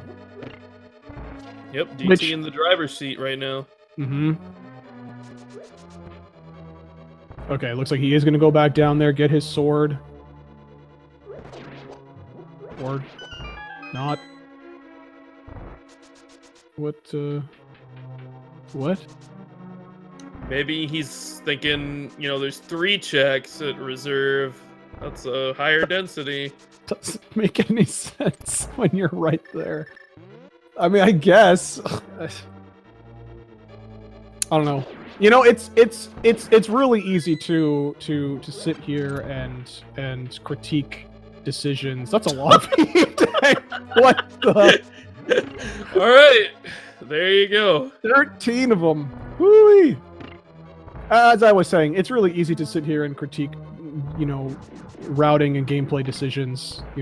When there's no stress about performance in the game and you're not in a race setting and yada yada.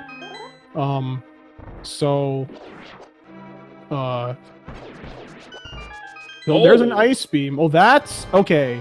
So that is actually really important because that's going to save ObscureLifeForm a lot of time over in the name of DT in multiple ways. Killing the Metroids is going to be much faster, and depending on whether or not ObscureLifeForm knows how to do the Zebetite skip, that's going to speed him up there, except he didn't check Wave, which didn't get him a sword, which is really bad. It's not good for ObscureLifeForm, but maybe he's just gonna try to believe that there's one in Ganon's Tower. That's all I can think of. Or in TR, like we know there is. Yeah, TR, true. But his basically only hope, and I don't remember if there was an item left at Armos or not, but that's like all he can do is just. But then if there's one in Ganon's Tower, then DT will probably maybe find it. And, he'll just be ahead on swords, and that'll just help him clear Ganon faster, and that ice beam advantage will probably go away. I agree. So, the ice beam advantage, it saves a good amount of time, but doing Master Sword Ganon compared to Tempered Ganon also saves a lot of time. All right, so we're heading up to Ganon's Tower right now, so we like to play a little game. Where's the big key in Ganon's Tower? So get your guesses in the chat. I see people already doing it. 22 options available. We'll track DT here on the left side.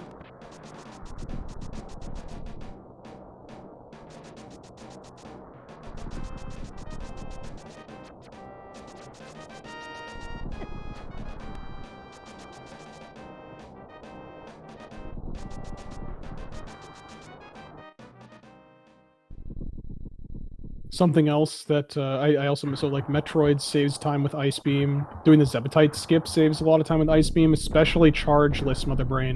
You're gonna need to kill all those Zebetites and then go back and refill. Yeah, so let's go ahead and let's see where this big key is. Will this be the Room of Hope of Dreams?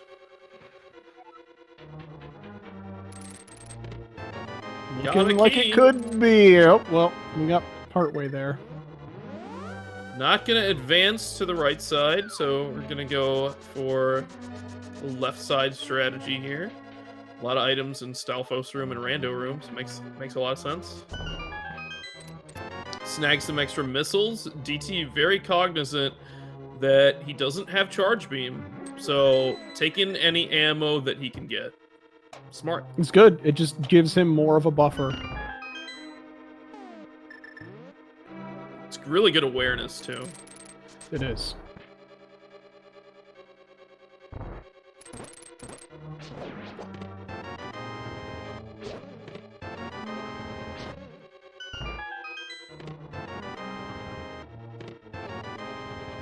Alright, there's another super pack. That's pretty comfy. Getting to check number 8. Here in the firebar room.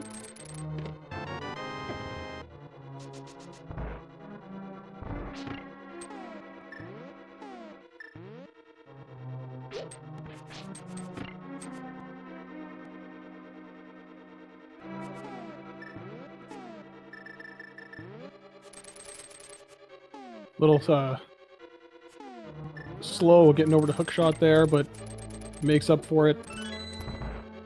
Getting that cool little bloomerang strat to hit the switch.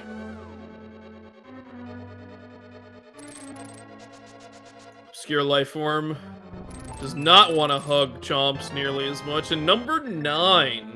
That is the winner. If there was a 9 in there, let's All see. cheese, no sauce. Aha. Coming in with the 9. That's it. Oh, baby. All cheese, no sauce is our victor. Congratulations. You win absolutely nothing. Got him. What are you going to do with your prize?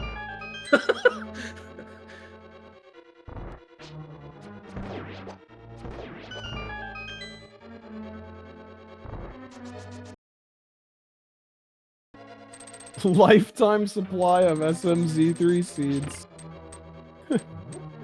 Yeah, if you roll all of them right now off the website, Samus.link. Go there and play. But after this race.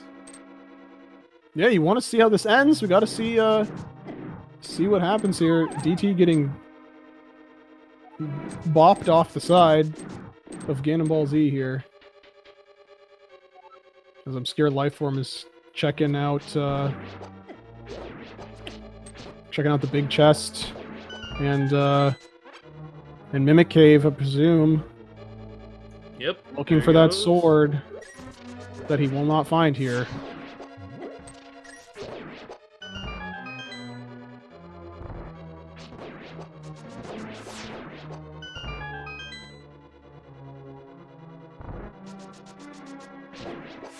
Really rude where the swords have been. Just really stingy. Exactly, yeah.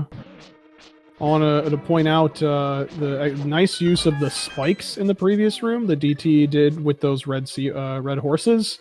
Would have taken 2 slashes to kill them with just the Master Sword, but when you slash them into the spikes, it overrides the damage with Gold Sword damage and kills them immediately.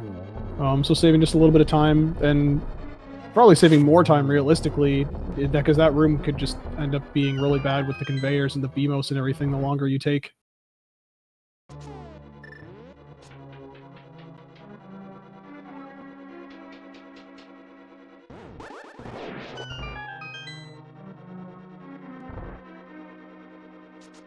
Classic Samaria strats here. These are some of my favorite strats in the game. It's so simple, but it's like, it's so cool. It just looks cool. Yeah, to just take out all the Wizrobes just so quickly and efficiently. It's great.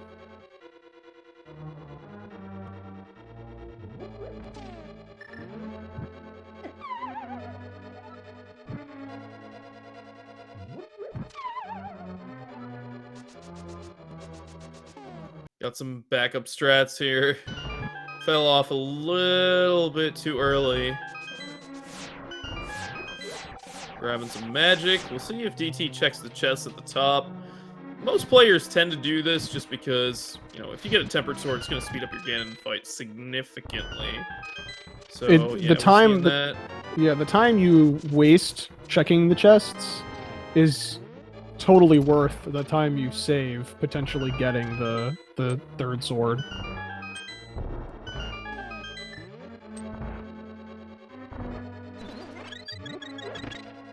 I mean, I've seen that cost people races too. It's like somebody checks those chests and gets the sword, somebody doesn't. But I've seen it the other way too, so it's a tough call sometimes. Oh yeah. It's just like one of those things that really makes Randomizer interesting. You know, it's like who decides to make that little bit of a gamble and who does not.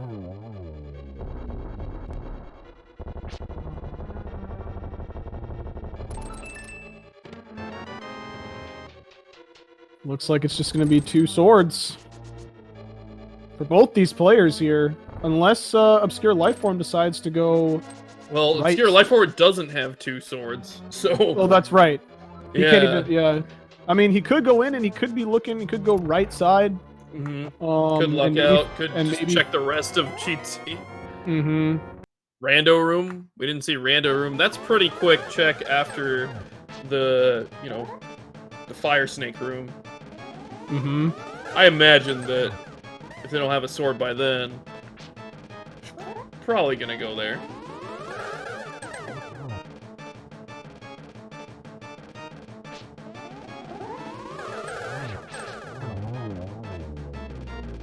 That's a solid Aga fight. Indeed. Yeah. And it looks like ObscureLifeForm did take a death to Trinex. Not really sure what happened there. He is kind of low on magic, so I presume perhaps he ran out and took an intentional death. It is really tough to do this fight with just a Master Sword and a hammer. And no half magic either. That's another thing, you know? It's just like, not only were there no swords for just like such a long time in this game, but like the lack of other things to help, like the bow being so late, no half magic, like they got a mail relatively early, and then the second one came kind of later, but it did. I mean, I guess DT could have had that. It was in Super Bunny, but it was still pretty late. I mean, like with mitts where they were, it was pretty rough. Yep. Well, that's rough getting that fire rod shot off, but then not being able to menu because the other head was exploding. All right, he did make it. Yep, did make it. Plenty of hearts with red mail. DT in phase 3 here of Ganon. Toughest part really already done here. Now I'm a little concerned about this. Doing this with just the lamp with less than half magic left. I get he probably used some of it during phase 1. He has silvers. Oh, he has. Yes, of course, he has silvers. I am a stoop, as we say in the business. Oh, there he goes. Woo, woo, woo, woo. Is that what you imagined? That was my sound. The fall down sound. Fair enough. Unfortunately for DT, that's actually really not good because of the not having full magic situation. Yeah. I mean, with the flute, he is going for it. He could just. He's gonna believe and he's gonna get the green potion. Oh my goodness! He doesn't know it, but he's gonna get it. Yeah, only ObscureLifeForm checked it. Mm-hmm. And he's got what, like a 1 in 6, or I guess a 1 in 3 because it could be blue or green out of like bees. It could be a fairy, or bees. Well, yeah. So it's 2. I mean, it's what, like 2 for bees, a fairy. That's 3, and then 3 potions. So 1 out of 3. It's 2 out of 7, I guess. Right? Well, what's the 7th one? What did I miss? 2 bees, a fairy, and 3 potions. Oh, 2 out of 6. Yeah, I guess you're right. It's 1/3. Okay. And he's even saving it for Math is hard. He's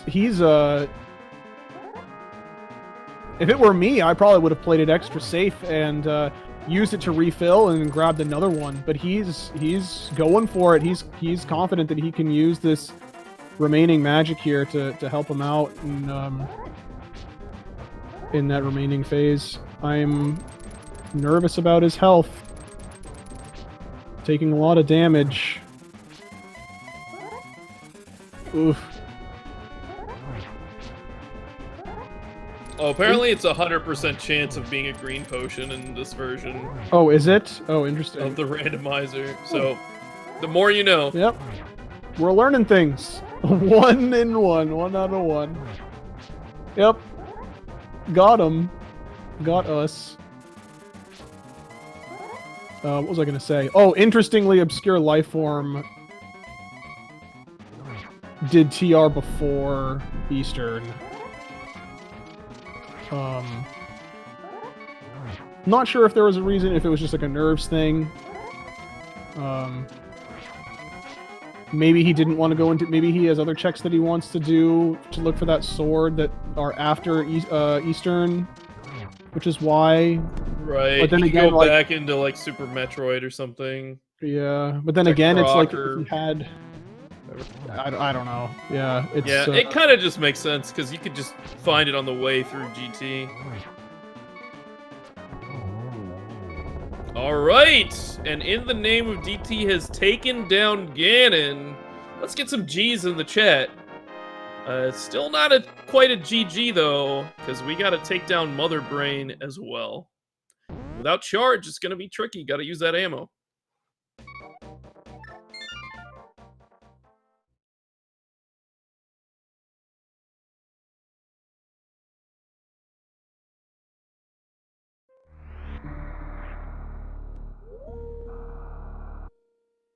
Yeah, so let's see what he's got. 135 and 70. Okay, so he literally has 129 extra missiles to beat. Oh no, just kidding. No, yeah, he's got 129 extra missiles to use. So he's got a pretty lenient buffer here. Yeah, he did find some good ammo in Ganon's tower, actually, so that was very good. Yeah, and again, just to reiterate here, Mother Brain 1 requires 6 projectiles to break the glass enough to actually shoot Mother Brain. Again, you want to use missiles for that, because it doesn't matter which projectile, you just need 6 of them. Then 3,000 damage worth of ammunition, so 10 supers for that. And then an additional 60 on Mother Brain Phase 2.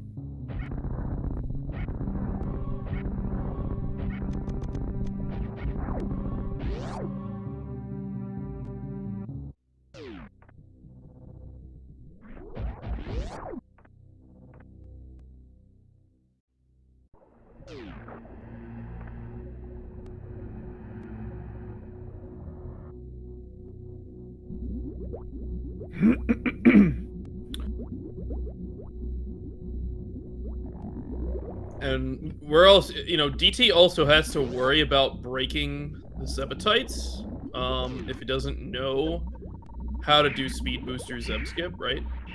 Yes, so I was kind of alluding to this earlier.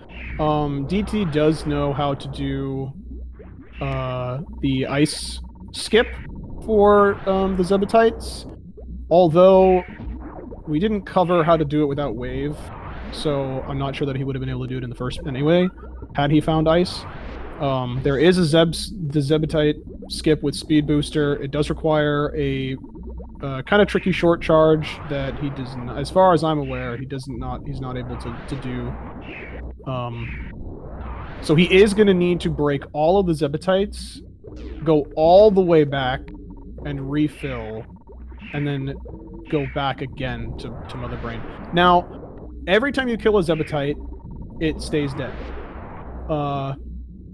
So, like, if you only have enough ammo to kill, like, one Zebetite at a time, then you can just do that and just go back and refill every time. But the glass on Mother Brain does not stay broken until it's completely broken. So if you wanted to save those 6 extra projectiles, then you could break the glass completely, entirely, after the Zebatites are dead. And then you could... and then you could go all the way back. And then when you come back, the glass will be dead, and he has like even enough supers to just completely destroy Mother Brain 1 and 2 without even dipping into missiles if he hits every single shot. So I imagine we're going to see that. Even if he doesn't want to refill, he's got enough ammo to just kill all the Zebatites and not even go back and refill. Each Zebatite has 1,000 health, so that would be 10 missiles. But you can't shoot missiles fast because the Zebatites regenerate their health over time. So you can't actually shoot them fast enough to kill them with 10 missiles. You need to use 11 at the very least. You can use supers, but it's not in a chargeless situation. You don't want to use supers on the Zebatites.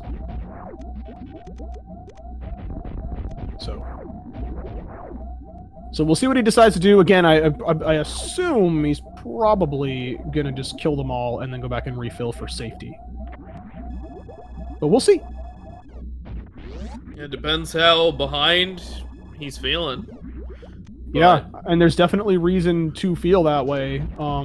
You know, like with the death that he had with the late lumberjack, those two things. And I'm you know, purely hypothesizing and making assumptions about how I would feel if I was in DT's position. Like having been at the lumberjacks and then putting it off, and then getting the flippers and fire rod, which then also opens up hook shot, would make me feel really behind had I been in that area and not done it. Plus with the death in Lower Norfair. But again, we've already kind of talked about how that really was better for him in the long run, I think. Definitely. Now, I do want to point attention to ObscureLifeForm, who found Screw Attack in the right side of Ganon's tower and found half magic there in Rando Room, is continuing the search for those elusive swords. We know one's at Wave. We haven't seen any of the Crocomire area, though. Like, that could be hiding it. It could be an Ice Palace. It could be in Skull Woods or Pod. There's so many places those swords can be. It's just really unfortunate that ObscureLifeForm did not check that Wave Beam location, because it sure is right there. But I'm gonna check this big chest in Ganon's tower. That's kind of neat. Just peeps. Not to check you off and see. Yeah. I do want to say though, I'm impressed with DT here that he's, you know, he feels comfortable enough with all this extra ammo. I mean, he does have quite a bit of a buffer, over like 9 extra supers and 24 missiles, which is another like 8 supers worth. So I also don't blame him for just completely just powering through, you know, and not taking that extra little bit of safety. So good for him. It can be a really tough decision to make in a race setting for sure. Let's see these next 3 checks that we didn't get to see. Heart piece, 20, and bombs. And DT did it. He got there. He got through, damaging himself down to, you know, between 300 and 400 health to make Mother Brain only have to do 1 attack. Good time save there. And ObscureLifeForm is just climbing. And not going to find anything at the top, so it's going to have to continue the search, unfortunately, for that sword. It's such a weird go mode item. It's really awful. It basically was for both of them. Like, it feels so bad because there are 4 of them total. You know, exactly. It's like, yeah. So really, neither of them touched ice. They could have been in ice. There's one that could have been at Skull Woods, one that could have been at Green Pendant, one that could have been at Pedestal. So that's what, 3, 4, 5 checks. We got the tablets. We got 5, 6. Some. I don't know how much of Pod DT checked. Like, he didn't do the right side. He didn't do Harmless Hellway. We did see the vanilla big key chest. from ObscureLifeForm. I think it had an E-Tank, so... Yeah, there's probably a few checks, and then obviously Helmasaur King. We did see the bomb jump over there, so, like, we know the Dark Maze. Yep. So there's some stuff in there. I'm not exactly sure the count, but... It's not a lot of places left. Then there's Croc as well. Oh, that's right. Neither of these players went to Croc because it was, yeah, interesting. No, interesting that that ObscureLifeForm didn't do Crocomire. If he, well, I'm still trying to figure out Wave, right? I'm still trying to figure out why he didn't do Wave. Like, did he think he did it already? Was he just concerned about? I mean, I could have just been a gamble. I guess we'll have to ask him. Yeah. If he decides to join in for an interview, yeah. Really, really interesting. That's the only reason why I can imagine that he walked toward the area, but then turned around as if he thought that he had done it already. Because I can't imagine that it would have been like a safety thing, because he had farmed it at Speed Booster beforehand. So, but yeah, we'll have to wait and see. As DT has cleared his second final boss, plowing through the escape, and ObscureLifeForm is making his way through Ganis Tower right now. And you gotta ask yourself this ethical question. There's no in this question. Tournament race where your life is on the line. Do you save the animals? Nope. When your tournament life is on the line, you don't save them. It just doesn't. It's sacrifice that must be made for your own life.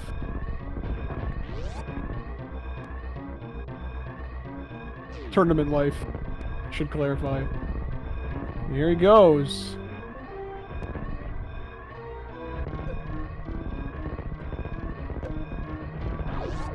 Good job, DT. And he didn't kill Shacktool. There it is, though, folks. That's it. GG for DT. Finishing up with somewhere around 3 hour, 19 minute. 3:19:22.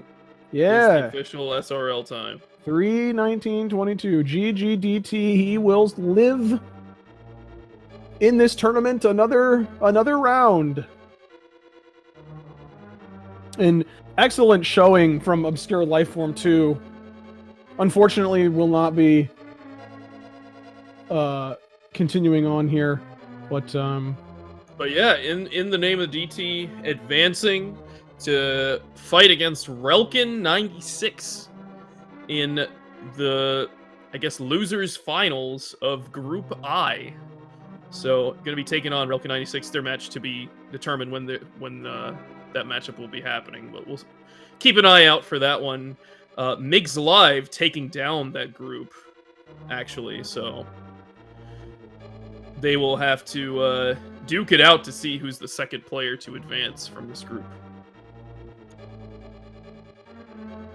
And it looks like ObscureLifeForm has, unfortunately, forfeit, struggling to find a second sword.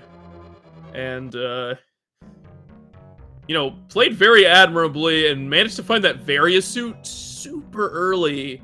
And that was really interesting to see that. Really kind of helped him out, I would say. Mm-hmm. Just in knowledge.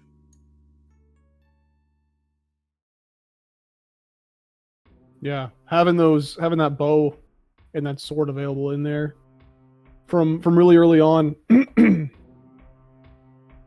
have been great. But it looks like we have both of our players here joining us, both in the name of DT and ObscureLifeForm. GG's, you guys.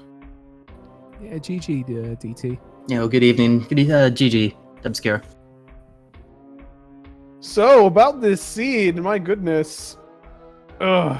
Yeah, where do we start? This is GG, guys. This is a crazy one. Click, delete, empty, recycle bin. That's where we start. What do you mean? It looked so nice and forgiving. It in was all nice enough possible ways. that all of the items were somewhere in the game. I did All not enjoy this locations scene at all. reachable.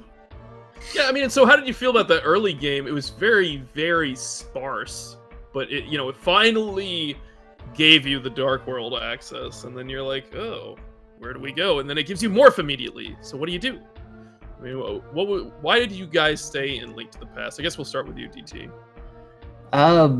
Easy answer is just because I'm more comfortable with A Link to the Past than Super Metroid, and there was a lot to do. I mean, it wasn't like as, and not, how can I phrase this? Not any one region in A Link to the Past is as dense as like all of Brinstar or something, and that was accessible. But I don't know. It just even if it felt a little bit slower, it felt better.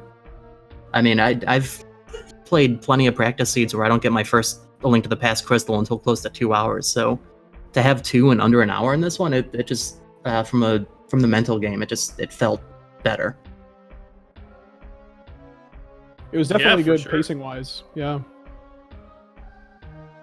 Obscure, why did you decide to pursue more Link to the Past? Because you guys actually routed pretty similarly early, I would say, other than that fake flipper that got you that Varia.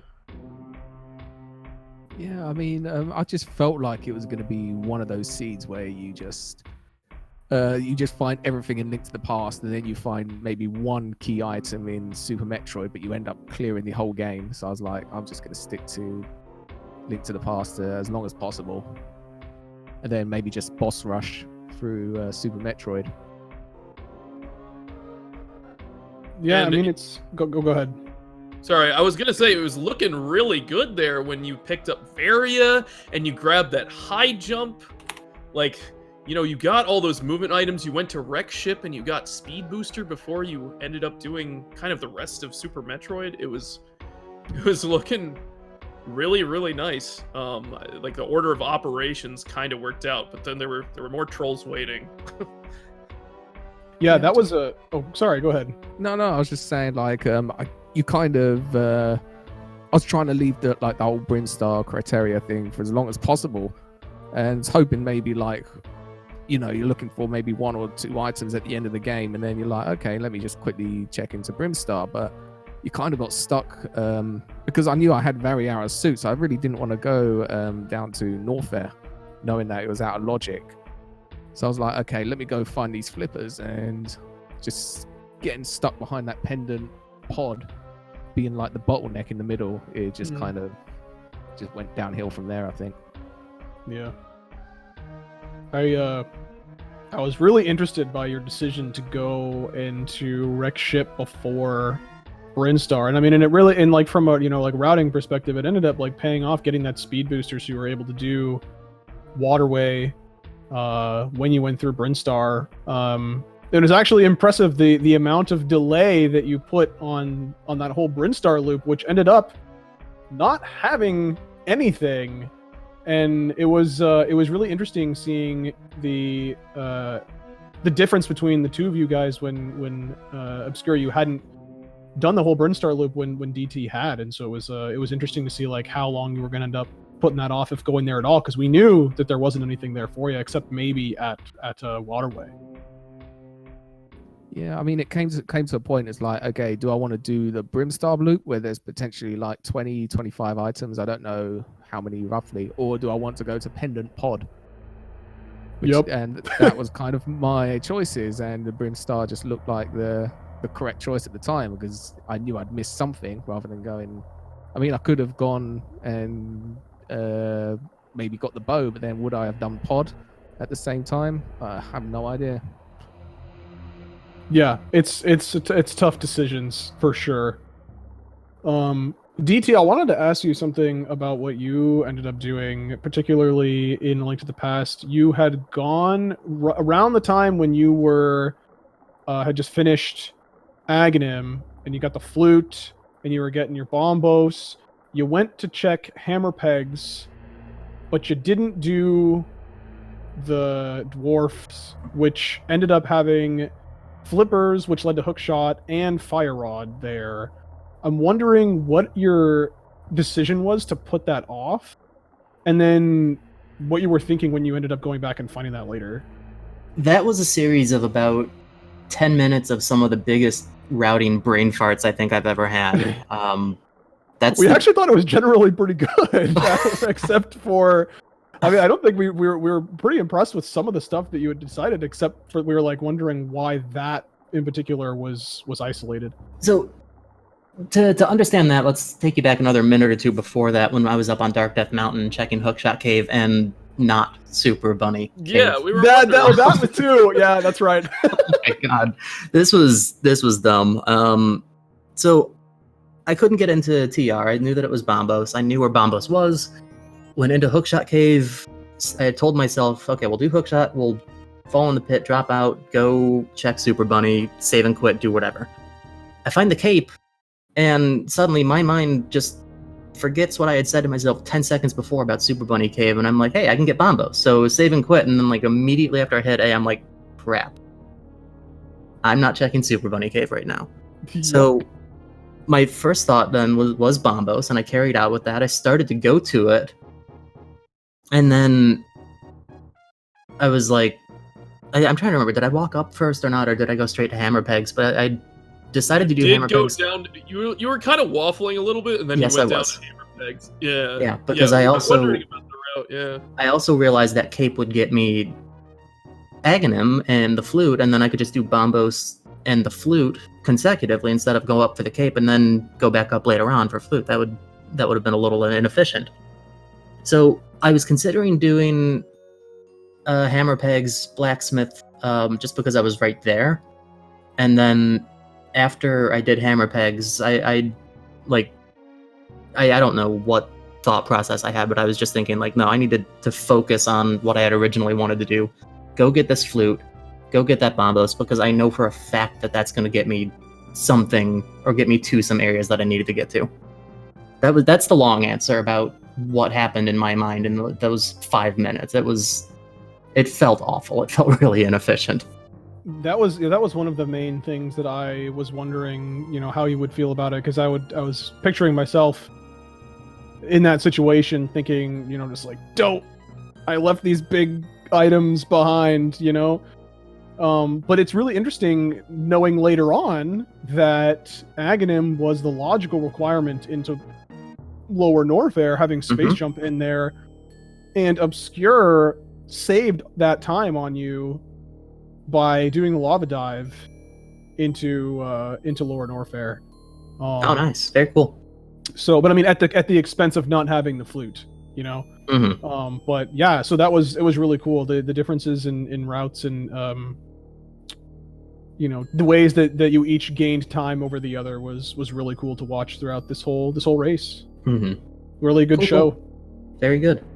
Yeah, I think like the first hour and a half or so generally felt okay, and then it was the second hour and a half that it just felt so slow and spread out between things of progression. And it's like everything that I found, I realized like I could have had this in some way like 30 minutes ago for each of those things. And it just, the last half of the seed just honestly felt like a drag. Oh yeah, I agree with you there, 100%. Everything was just so inconvenient. It was like, oh, you get to do a couple trips up Death Mountain in order to get your access to TR. It's like, oh, you get to get your flippers at Smith's after going to Pod. Like, you just have to go across the world, and then you have to go get your hookshot after that. Oh, yeah. And then go to Swamp. So, I mean, it was crazy to see both of you guys get your 3 big items. You got flippers, fire rod, and hookshot, like basically all at the same time. Just unlocked all of them immediately, and then decide where do we go. And both of you chose Swamp, which is a pretty logical play. But you could have gambled on ice. You could go up to TR. Like, there's so many options available. You can grab the flute and go to Lower Norfair. You can do Upper Norfair because Varia was available after getting the flippers. So it's just opened up the game for you guys. It was crazy. And also just like the fact that you went through this whole game with very little in the way of high damage output. Like a fighter sword for almost the entire game, no silvers, no fire rod for a while, just the hammer, and it's like, your options for other swords were just very few as well, which really it's just like because like they were both just like isolated for the both of you guys. There was like the Croc area had potential for swords, Ice Palace had potential for swords, like maybe 1 or 2 items in Pod, 1 item in Skullwoods, the Green Pendant, maybe the pedestal, and that's I think the 2 Like tablets, and then yeah. that's about it really for your other locations for swords. So yeah, I mean it's also just like a testament to your guys' ability in A Link to the Past to just make it through with fighter sword hammer for most of it. I mean, that Vitreous fight by both of you guys was excellent. So Yes, yeah. well done. Yeah, thanks. Definitely an interesting seed, but I would not recommend it to anyone else. Not even your worst adversary. No, definitely not. Except in this case where your adversary is DT and he has to play it. But that's it for me. You guys did a really awesome job. It was really great to watch. A pleasure to commentate. Especially with my boy Alu. It's been a while since we've been back in the booth together. I want to give a shout out to Linkforce doing awesome tracking for this entire thing. Making sure everybody's up to date on all the items and everything for everybody. And everybody who's here watching and making this a fun time for us to all hang out together and enjoy the amazingness that is Combo Rando. Yeah, and thanks for joining me as well, Wild. I echo your thoughts, and I'm curious if you guys have any other words you want to share about the seed or about the tournament in general. I mean, DT, you're going to be up against Relkin. I mean, how are you feeling about that? 1 match against everyone in the group. That's the most fun of groups, I guess. So that's cool. That's why I like groups. I like going against different people. Yeah, and unfortunately, Obscure, I guess that concludes your tournament experience here. But hopefully, you had a good time and keep playing Combo and come back for the next one. Oh yeah, Combo can be fun when you don't get a seed like that. Probably going to take me to the next tournament to recover from that, but I know I've come up left the tournament quite early, but it was still fun while I was in here. And yeah, thanks to everyone putting this together, the comms trackers, and best of luck, DT, the rest of the tournament. Thanks so much. It was a good match. Just looking forward to watching it back, and maybe we can do a fun, friendly little pickup race sometime in the future too. Yeah, it'll be good. All right, thanks, guys. Make sure you follow both In the Name of DT and ObscureLifeForm. Great runners. I mean, it's amazing just to see the execution of these guys and how far everybody in this tournament has come in Combo. Just everybody's been getting better. So exciting times, but there is definitely more on the horizon for this Combo Rando tournament. So stay tuned to the SpeedGaming channels and catch all the awesome action. With that, I will bid you adieu. Thanks, guys, for watching, and I will give Wild Anaconda 69 the last word. Bye. Only 1 word? It put a lot of pressure on me. That's a lot more words. And he blows it immediately. Thank you so much, everyone. This has been a blast. We'll see you all next mission.